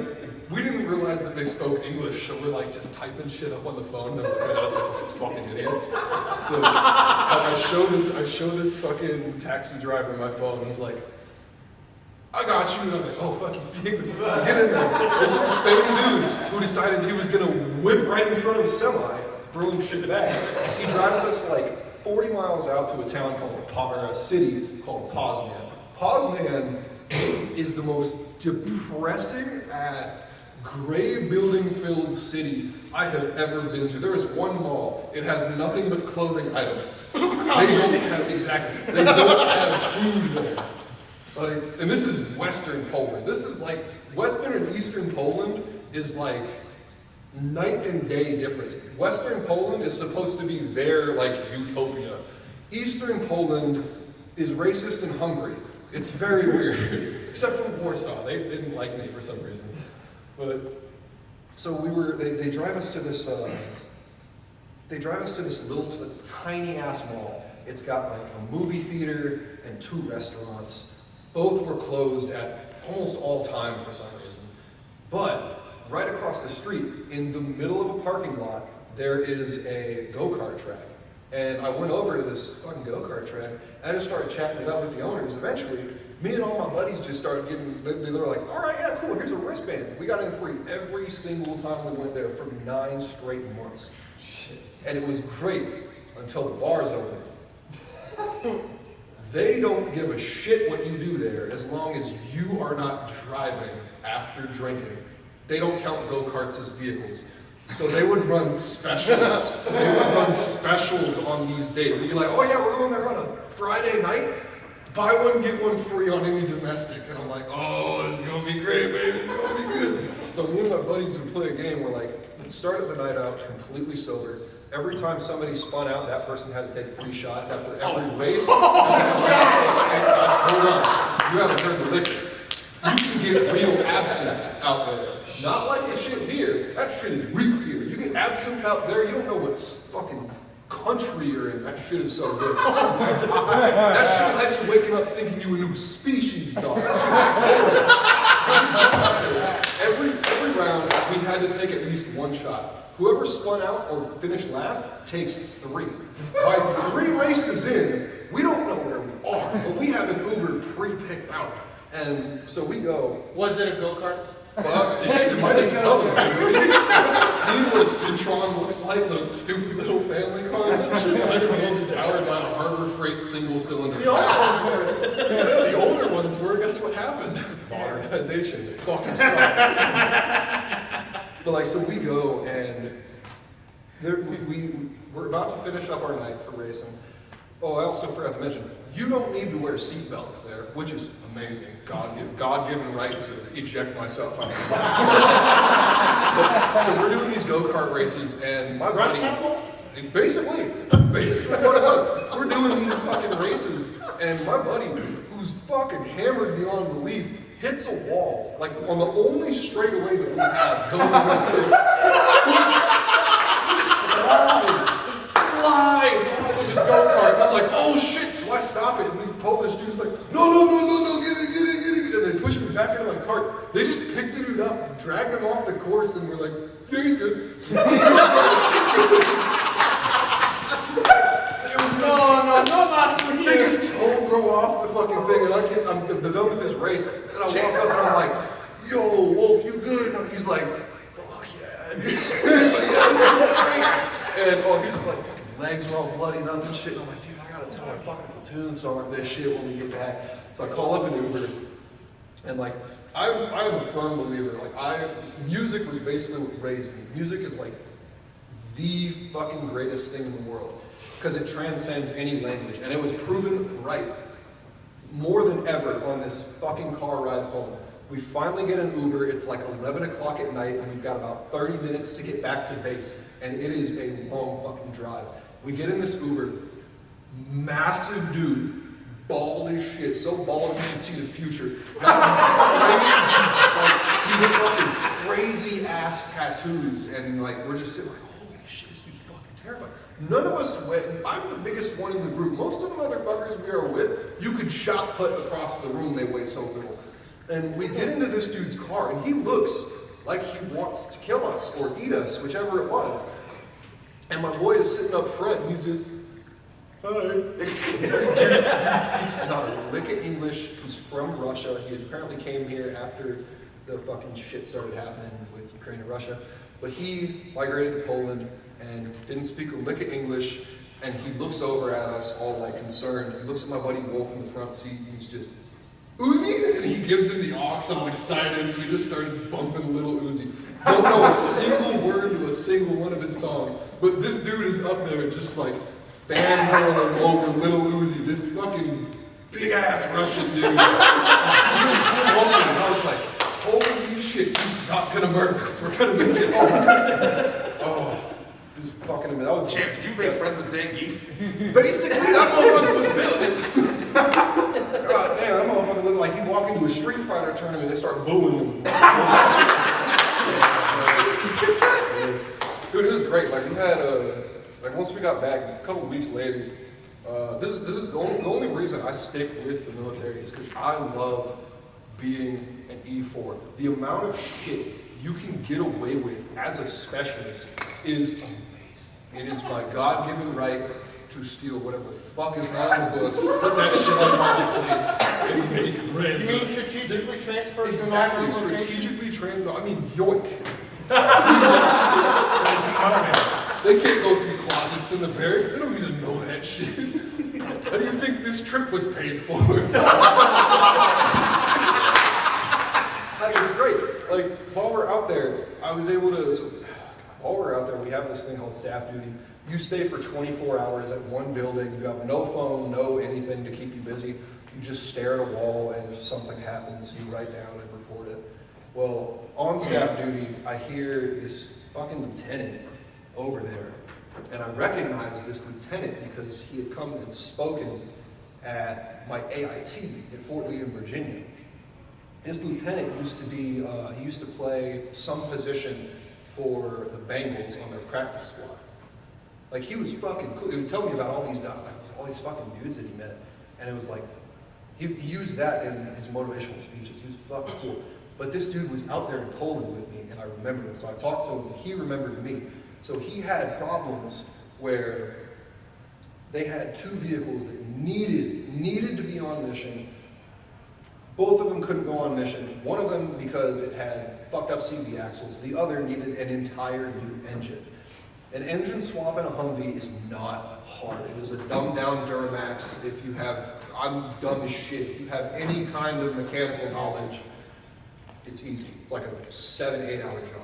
So I told him, I was like, if you can get me a 4-day weekend, I'll have that motherfucker out before nightfall tomorrow on a Saturday. I was willing to give up my Saturday for an extra Saturday. It'll be great.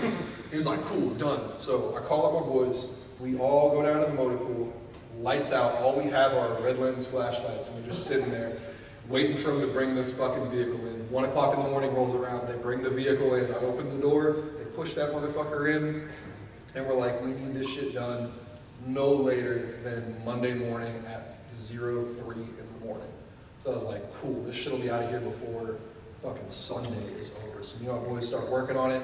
We pull the engine out. We're getting ready to throw the new engine in with all the dressings and shit on it. And I get a call saying that the sergeant major that is going on the mission with them will not grant us a 4-day. This sergeant major is a brigade sergeant major. He has the ability to give us the 4-day. He was just like, no, dude, this is your job. I'm like, it's not my fucking job on a Saturday. What do you mean? And my buddies were obviously upset about that. So we did the only sane thing we could. We got a skid steer. We threw the engine in the skid steer, and we set the engine right outside the brigade building and just left. That thing sat there. We get a text in the platoon chats like, whoever did this needs to come forward or the base will go on lockdown. Not a single one of us went forward. Not a single one of us got caught. The base never went on lockdown. That's how we knew this guy was a fucking pushover. And so we just kept doing everything we could to steal and fucking maneuver shit in our favor. It was amazing. Then we got caught. Sorry, they got caught. I didn't get caught. They got learned. They learned gooder. But part of me wants to go back just because of like, you could get away with a lot more shit out there when you aren't with a unit that's yours. If you're with your own unit, I hate it. They know me in that unit, mostly because I'm fucking weird. Also because of that fucking thing right there. Because God forbid I could hide something during barracks inspections. They're like, oh, you sew, what do you make? Things, don't fucking worry about it. Yeah, like, it's got a whole fucking history of why, in my unit specifically, having that is like the worst fucking thing in the world for some reason. First week? Yeah, so here's a little story for you, and this is going to get into some fucking heinous shit, so there's your fair warning. Asterisks. Yeah. So, prior to me getting to my unit, there was a guy, his name was Owen. Owen was also a furry. Owen was extremely fucked up in the head. Owen decided, most of us? not in a good way. Not in a, ooh, I like rocks kind of way. Like in a federal prison kind kind of way. So Owen, oh yeah, no, not this one. Owen decided that he was going to knowingly message someone underage. Thank fucking God he got fucking caught. Was it him? No, but he did love cupcakes, I'll tell you that. I'll clearly see that. That's funny. EVP, baby. Fucking A, dude. I haven't seen that motherfucker. But yeah, thank God, Owen got caught. Owen is behind bars, Fort Leavenworth, or not Leavenworth, words. Words are for officers. Fort Leavenworth. Hopefully for the rest of his fucking life. But him leaving was the start of my problems, because as the brand new fucking private to the unit, they're like, we need a cleaning detail. You there, good sir. Go. Onward, my noble steed. Go clean up this fucking degenerate shit. So I got to go into this dude's room. Every corner, every square inch of this dude's fucking floor covered with trash, covered with fucking dirty ass clothes, covered with disgusting fucking magazines.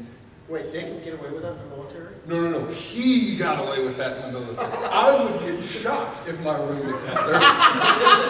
That motherfucker was just, that dude's NCO was a horrible person. But that motherfucker, dirtiest room ever. You walked in that room and the scent of just fucking depravity and old Doritos and fucking stale energy drinks just reeked from this dude's room. It was awful. If the army had a scent, it would probably be that dude's. So we're cleaning this dude's shit up. I got to throw out all of his clothes. I got to run a black light on that room. The rave going on currently doesn't have as much light as this motherfucker's room. The fact that they sent us in there with nothing but fucking gloves and a face mask should be some form of war crime. It was chemical fucking warfare in this dude's room. We start pulling shit out. I pull out a fucking pair of underwear with a mushroom in it. I said warning. I warned y'all motherfuckers, this wasn't gonna be good. I threw that motherfucker out. I pulled out fucking... Somehow this dude had a cleaner dress uniform than anyone I've ever seen, which is a miracle. Like, he was a horrible human being, but he kind of had a priority in check. But at the very end of it, we get to... Well, you know he did that to keep the radar off. Exactly. He was like, if my dress uniform looks good, they're not going to know I'm a fucking horrible person. But towards the end of it, we get to this box. And I already know there's going to be some horrible shit in this little box. It's a fucking tiny, it's a shoebox. Poor box. Yep. Yeah, that's why I felt that motherfucking box seemed numb. I open up this box. Inside of this box, there is a bottle of lubricant, many anthropomorphic art pieces. I got one question. Yes, most likely. And was it Bat Dragon Lube? It was not. Somehow it wasn't. It was fuck, I don't even remember the name of it. But and along with those, there is a small gray brick. That gray brick had a small squirrel-shaped tail coming off of it. That gray brick had 2 holes in each end. From that point on, whenever anyone referred to Owen, we go, you remember Swussy?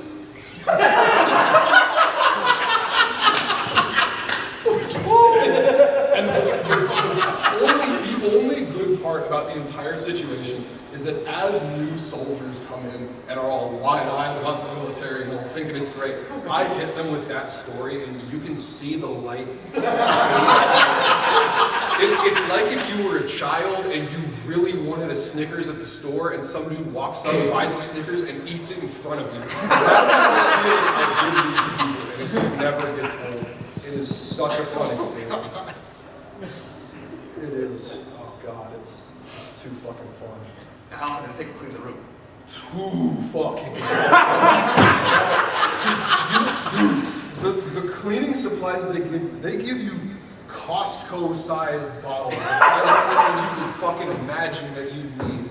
They give you so much shit, like, there's gonna be so much fucking bleach, an entire barracks could get murdered, you wouldn't know it the next day.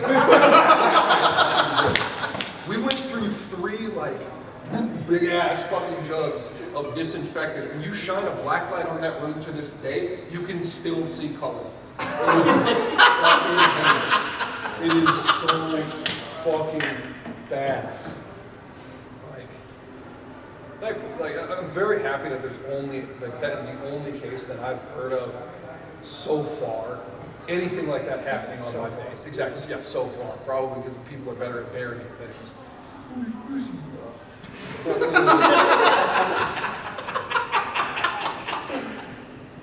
Barracks is fucking horrible. Barracks, like, I'm in the best barracks I could possibly be in. I have like my own bedroom. I can do all of my sewing, all of my gaming, all of my dumbass shit that I love doing, and not have to worry about a roommate. I've got my own kitchen, and yet somehow, even despite all of these amenities, the people in my barracks just go ape shit over the smallest fucking thing. It'll be a Thursday night. You have work in the morning. It is 2 a.m. A motherfucker will bang on your door. We're doing shots in room 312. It is 3 in the fucking morning. Yes, I am down. Let's go. We'll be in there. It'll be half of the squad over there, and they're all getting fucking lit as shit. None of the alcohol is good because we're all broke as fuck. We go in there and get like bottom shelf vodka and Kool-Aid powder and I'm mixing that shit. Fucking, I get up there, the LT is in the corner tweaked out of his mind because somebody had mushrooms and all fucking LT apparently thought he was one of the cool guys. No, like, bro got fucking learned right then and there. Oh, dude. You were drinking a smoke alarm, people, Kool-Aid. Oh, yeah. Fuck, dude. You got it. You know what I'm talking about? Yes! That shit's good, though. I remember back in AIT, man. Fucking AIT, Advanced Individual Training. It's where you actually learn your job. Back in Fort Lee, West Virginia. That place, when I was there, was chill as shit. I could have gotten away with murder if I wanted to. It was so chill. But like, the only few. No, they call it the drill doing that shit. That's not my problem anymore. But fucking out there, like the 2 rules we had were just like, you can't have vapes, you can't have alcohol. So being the honorable soldier that I am, I put on civilian clothes and went and bought bottom shelf vodka and really shitty puff bars and sold them bitches for like 10 times what they were worth to the fucking nicotine addicted fiends that were in this fucking school. Any fucking MOS you go into, it doesn't matter if you want to be a cook, it doesn't matter if you want to be a mechanic, it doesn't matter if you're in the infantry, especially in fucking infantry. If you can get your hands on a can of Skull, you can be a rich man by the end of the night. Like, every time a field exercise. Is Skull or Ribbit? Either one. Dog, it doesn't, if it has nicotine or caffeine in it, you could be Mark fucking Wahlberg by the next morning. Dog, I'll be out in the field, but we'll be out there for 3 weeks at a time. It's negative 40 degrees. I see these infantrymen absolutely hating their fucking lives. I show up with like my fucking OCP trench coat and just, y'all good? What y'all need? And I sell dip cans for $40 a piece. I'm selling loose cigarettes for $5. That shit is great, bro. I had a sergeant major come up to me all angry and shit, and I was like, well, I can help you out if you need. I sold that motherfucker half a carton of Camel Crushers. That motherfucker took half a carton of Camel Crushers, $150. I was like, that's a pleasure doing business with you. He's like, anytime you need, man, come on out. It's great. Bro, it's great. Like, dude, nothing makes me happier than like, nothing makes me happier out there than knowing that like, it is the one place you can go to in the entirety of the military that you can get away with anything. Like, because, not just because like, oh, E4, we'll get away with everything. Because Alaska is one of those places, before I got there, it was bad. Dude, the rate went up to the highest it's it's ever been in the Army, one of the highest it's ever been in the entire history of the United States military.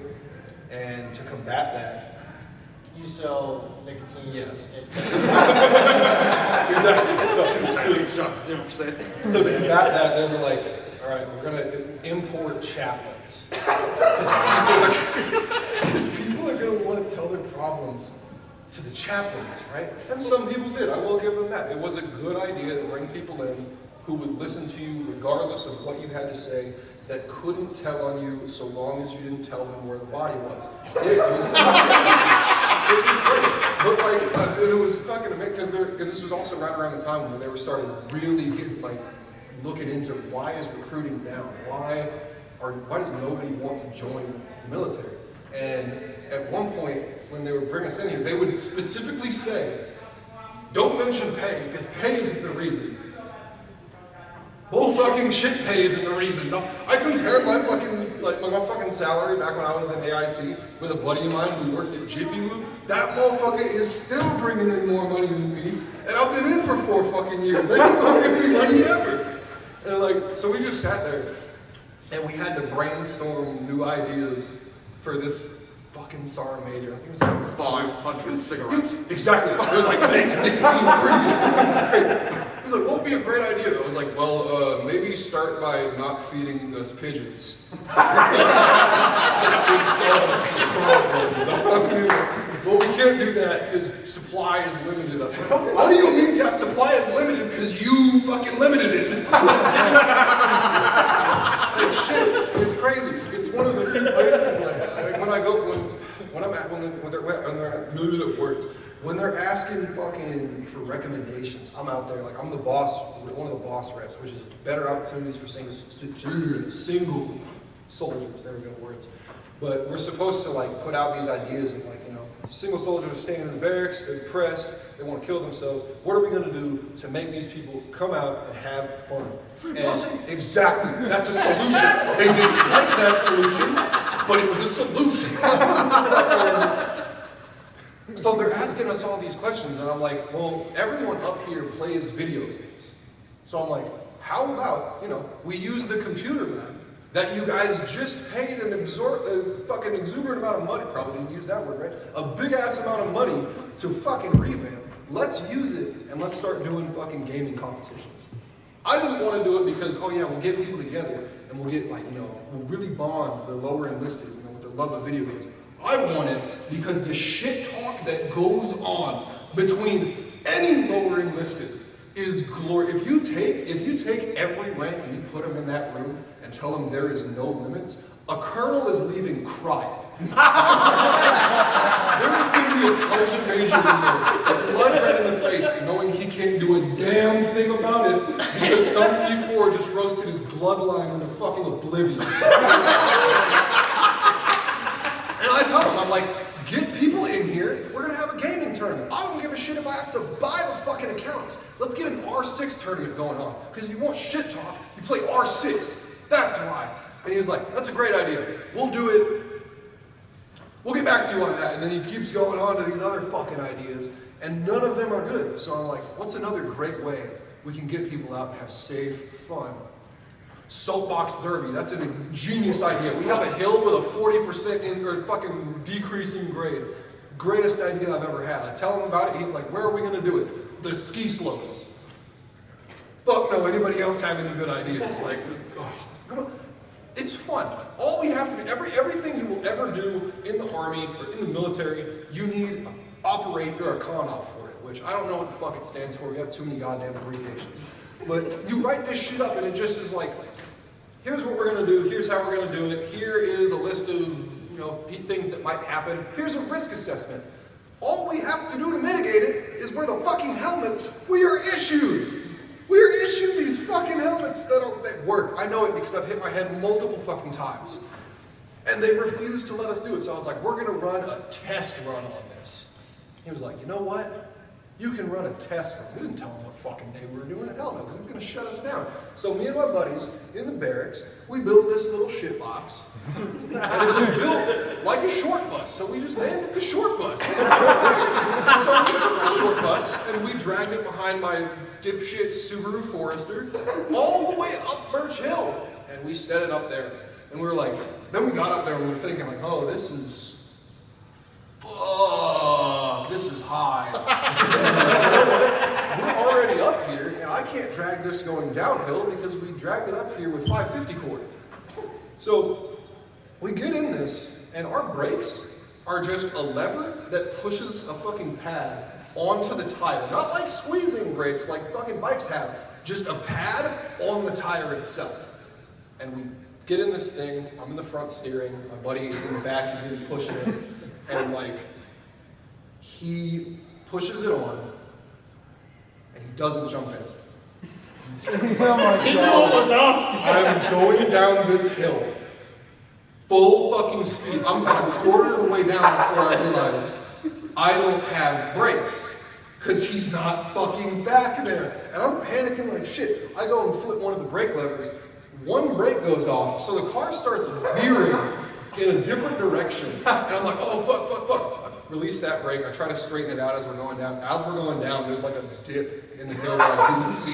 So turning slightly, it turns to all the way the fuck over, hit this dip, the entire front axle rips off of the car endos into the ground, sends me fucking flying down that hill. And he has the audacity to come up and be like, yeah bro, I was scared.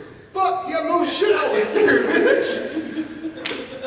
You damn near killed me, so dumbass ain't know how to operate fucking brakes. Like, shit, you were a truck driver, how do you not know how to use brakes? Fuck. Sign him up for Red Bull. Exactly. Get this man on Red Bull right now. Dude, it's fucking great. Like, we tried that, and then we also tried, I told him, I was like, dude, we have thousands of miles, we have hundreds and hundreds and hundreds of miles of wilderness that we just don't use at all. And I'm like, how about we do a paintball tournament or an airsoft tournament? He was like, that's a great idea. And then I realized the type of people I would have to now trust with any sort of firearm around me were not the kind of people I wanted at this fucking event. Like, fucking glue sniffer ass motherfuckers going to this event. Like, I witnessed the dude while we were doing fucking, in basic, if you're one of the lucky few, they give you sim rounds. Sim rounds are like a paintball that will hurt like a motherfucker. That shit'll leave a welt that will never leave you while you're in basic. But they give us these sim rounds, and the very first thing I see this soldier do is one hand hold the weapon just like, dangling it right into her fucking foot. She's up screeching and fucking crying, like, oh my god, this is the worst. I look down at her foot and I see this big ass fucking green dot on it. I was like, we're gonna do this another day, everybody. I'm sorry we have inclement weather, it's fucking July. Inclement weather, we need to get y'all out of here and we'll do this another day. No, still haven't done it. Because they won't fucking let us do it anymore. Thanks a lot, man. It's always the fucking cooks, too. It's always the fucking 92 Golfs. It's always the people that, for some reason, they still call themselves cooks. They put water in freeze-dried food and call it food, and then give it to us. If we're lucky. It's depressingly bad. I've seen a dude. I'm going in. We have one of the few defects in all of Alaska that has an omelet bar. If you have eaten defac eggs for months on end, and you see a motherfucker come out and make you a cheese omelet, I'd die for that dude. I would sell my kidney to help this dude out. This dude is a G. And I go up and I'm just like, hey man, let me get an omelet with everything on it. This dude rolls his eyes all the way back in his head. He's like, fuck man, I just shut it off. We're shutting down. Fuck you mean you're shutting off? You have 45 minutes till we need to leave. Turn that bitch back on. In fact, make me 3 of them now that you want to act like Made his ass turn that motherfucker back on. I said, nope, that ain't cooked enough. Flip that shit back over. Oh, you gonna hand it to me? We're gonna hand it back, but let's add it to you next time. That's what we're gonna do. I'll tell you what. Fucking hey, man. But yeah, there's some great Army stories for you. Fucking hell, I don't even think I can top that. Yeah, try it.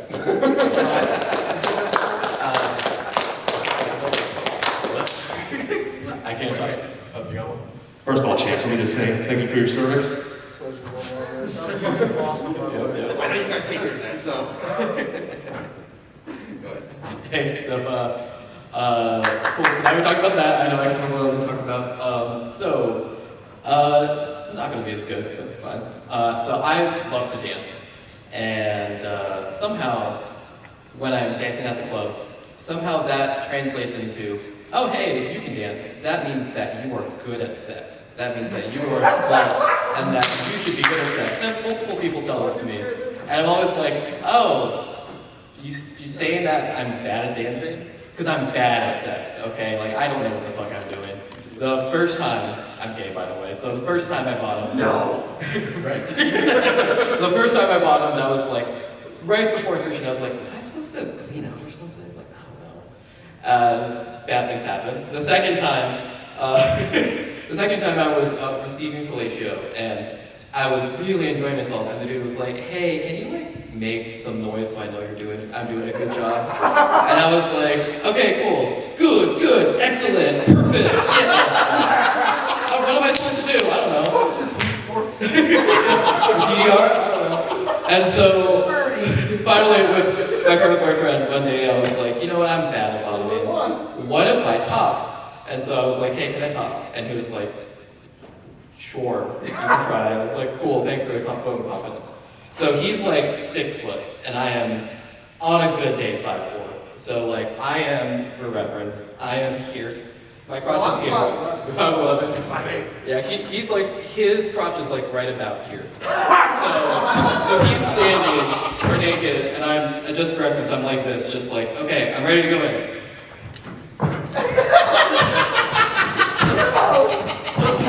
And I'm like, okay, like, can you bend down? Just like, can you bend down, please? He's like, okay, cool. So we're on the bed. Somehow when he bends down, he's lower than my knees. So I'm like, okay, do I need to like, I don't know, go bow-legged? I'm like trying to like, it's like the worst game of pin the tail of a donkey. I'm like, I can't do it, won't go in. And so finally, he does this weird planking position, and it's in the perfect position. I have zero excuse. And you know when you're like trying to find the outlet, like behind a post, and you're like, okay, it's right there. I need to plug it in. I'm thinking like, okay, it's right there. I just have to. Okay, where is it? What am I supposed to do? And for like 10 minutes, it was just like flip-flopping everywhere, not going in. Right? That's what I was thinking. Did you know? I did not know that you could over-lube it up. So like, it was just like, woo! And I was like, okay, like, great. So finally, after 10 minutes, it's successful insertion. There's just like NASA engineers like screaming, woo, finally!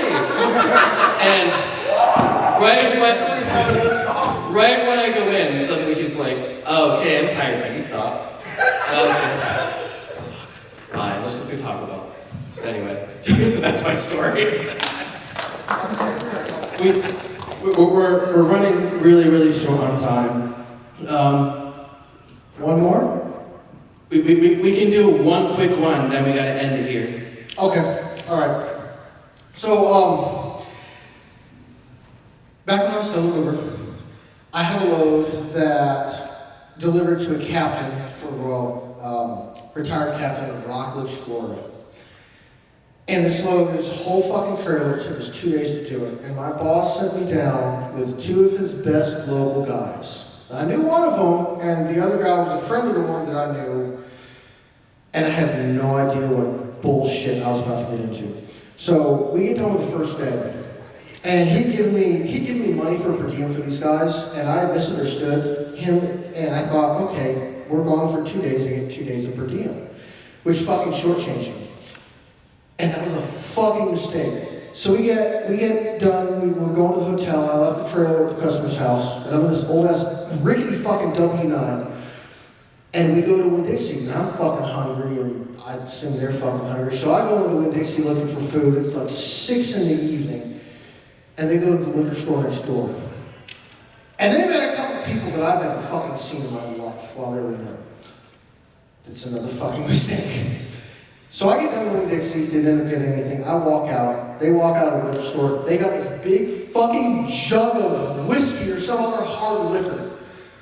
Okay, cool, whatever. We go to the Days Inn down the street. This is like if you go up 70, well, actually, down 75, just south of Tampa, or north of Tampa.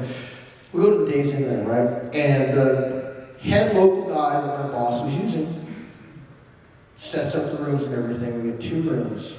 And it's 2 white guys in one room, me and a black guy in another room. And black guy was super fucking chill. They're all partying in the next room, and I'm sitting in the room that I'm in, watching TV and trying to do some kind of art. Wasn't making much progress. And they come into my room like, hey man, come celebrate with us. I don't really want to.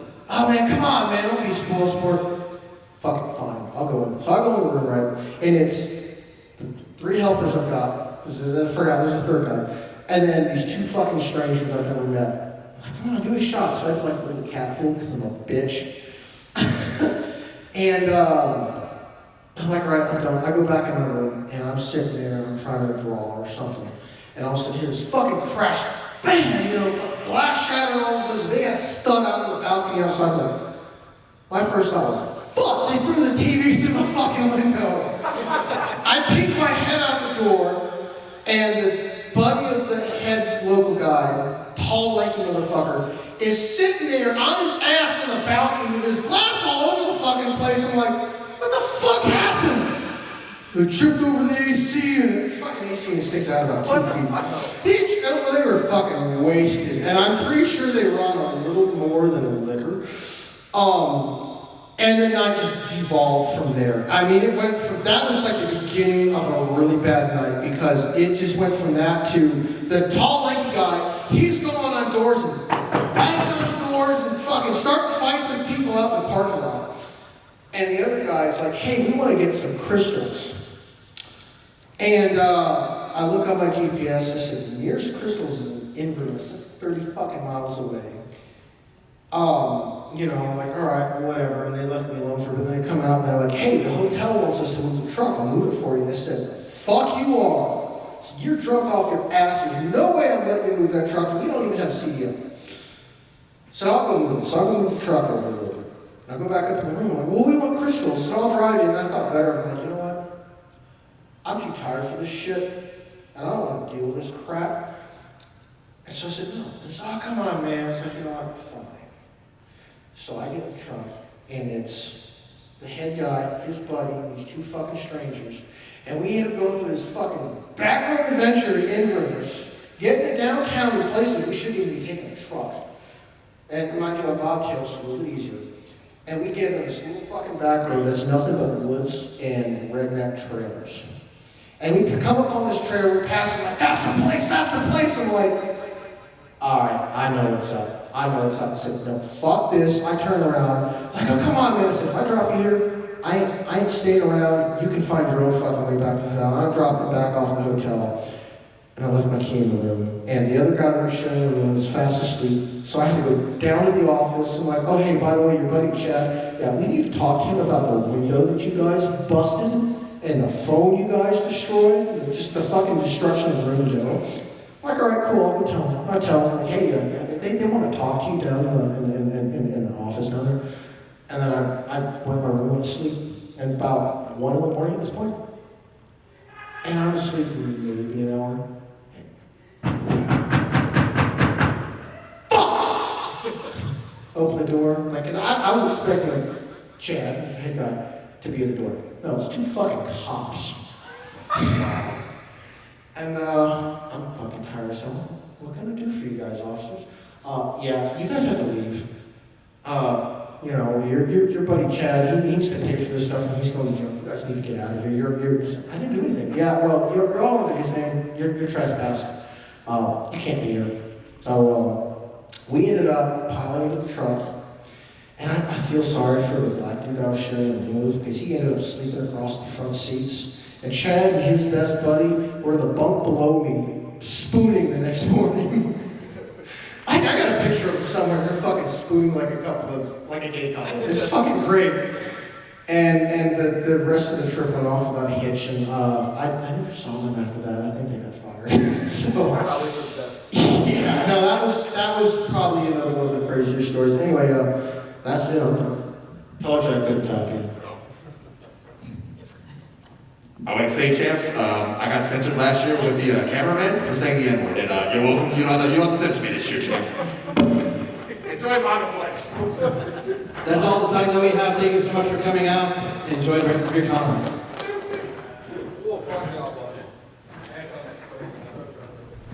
Oh, kneecaps. Airborne. So, I got one for you. So,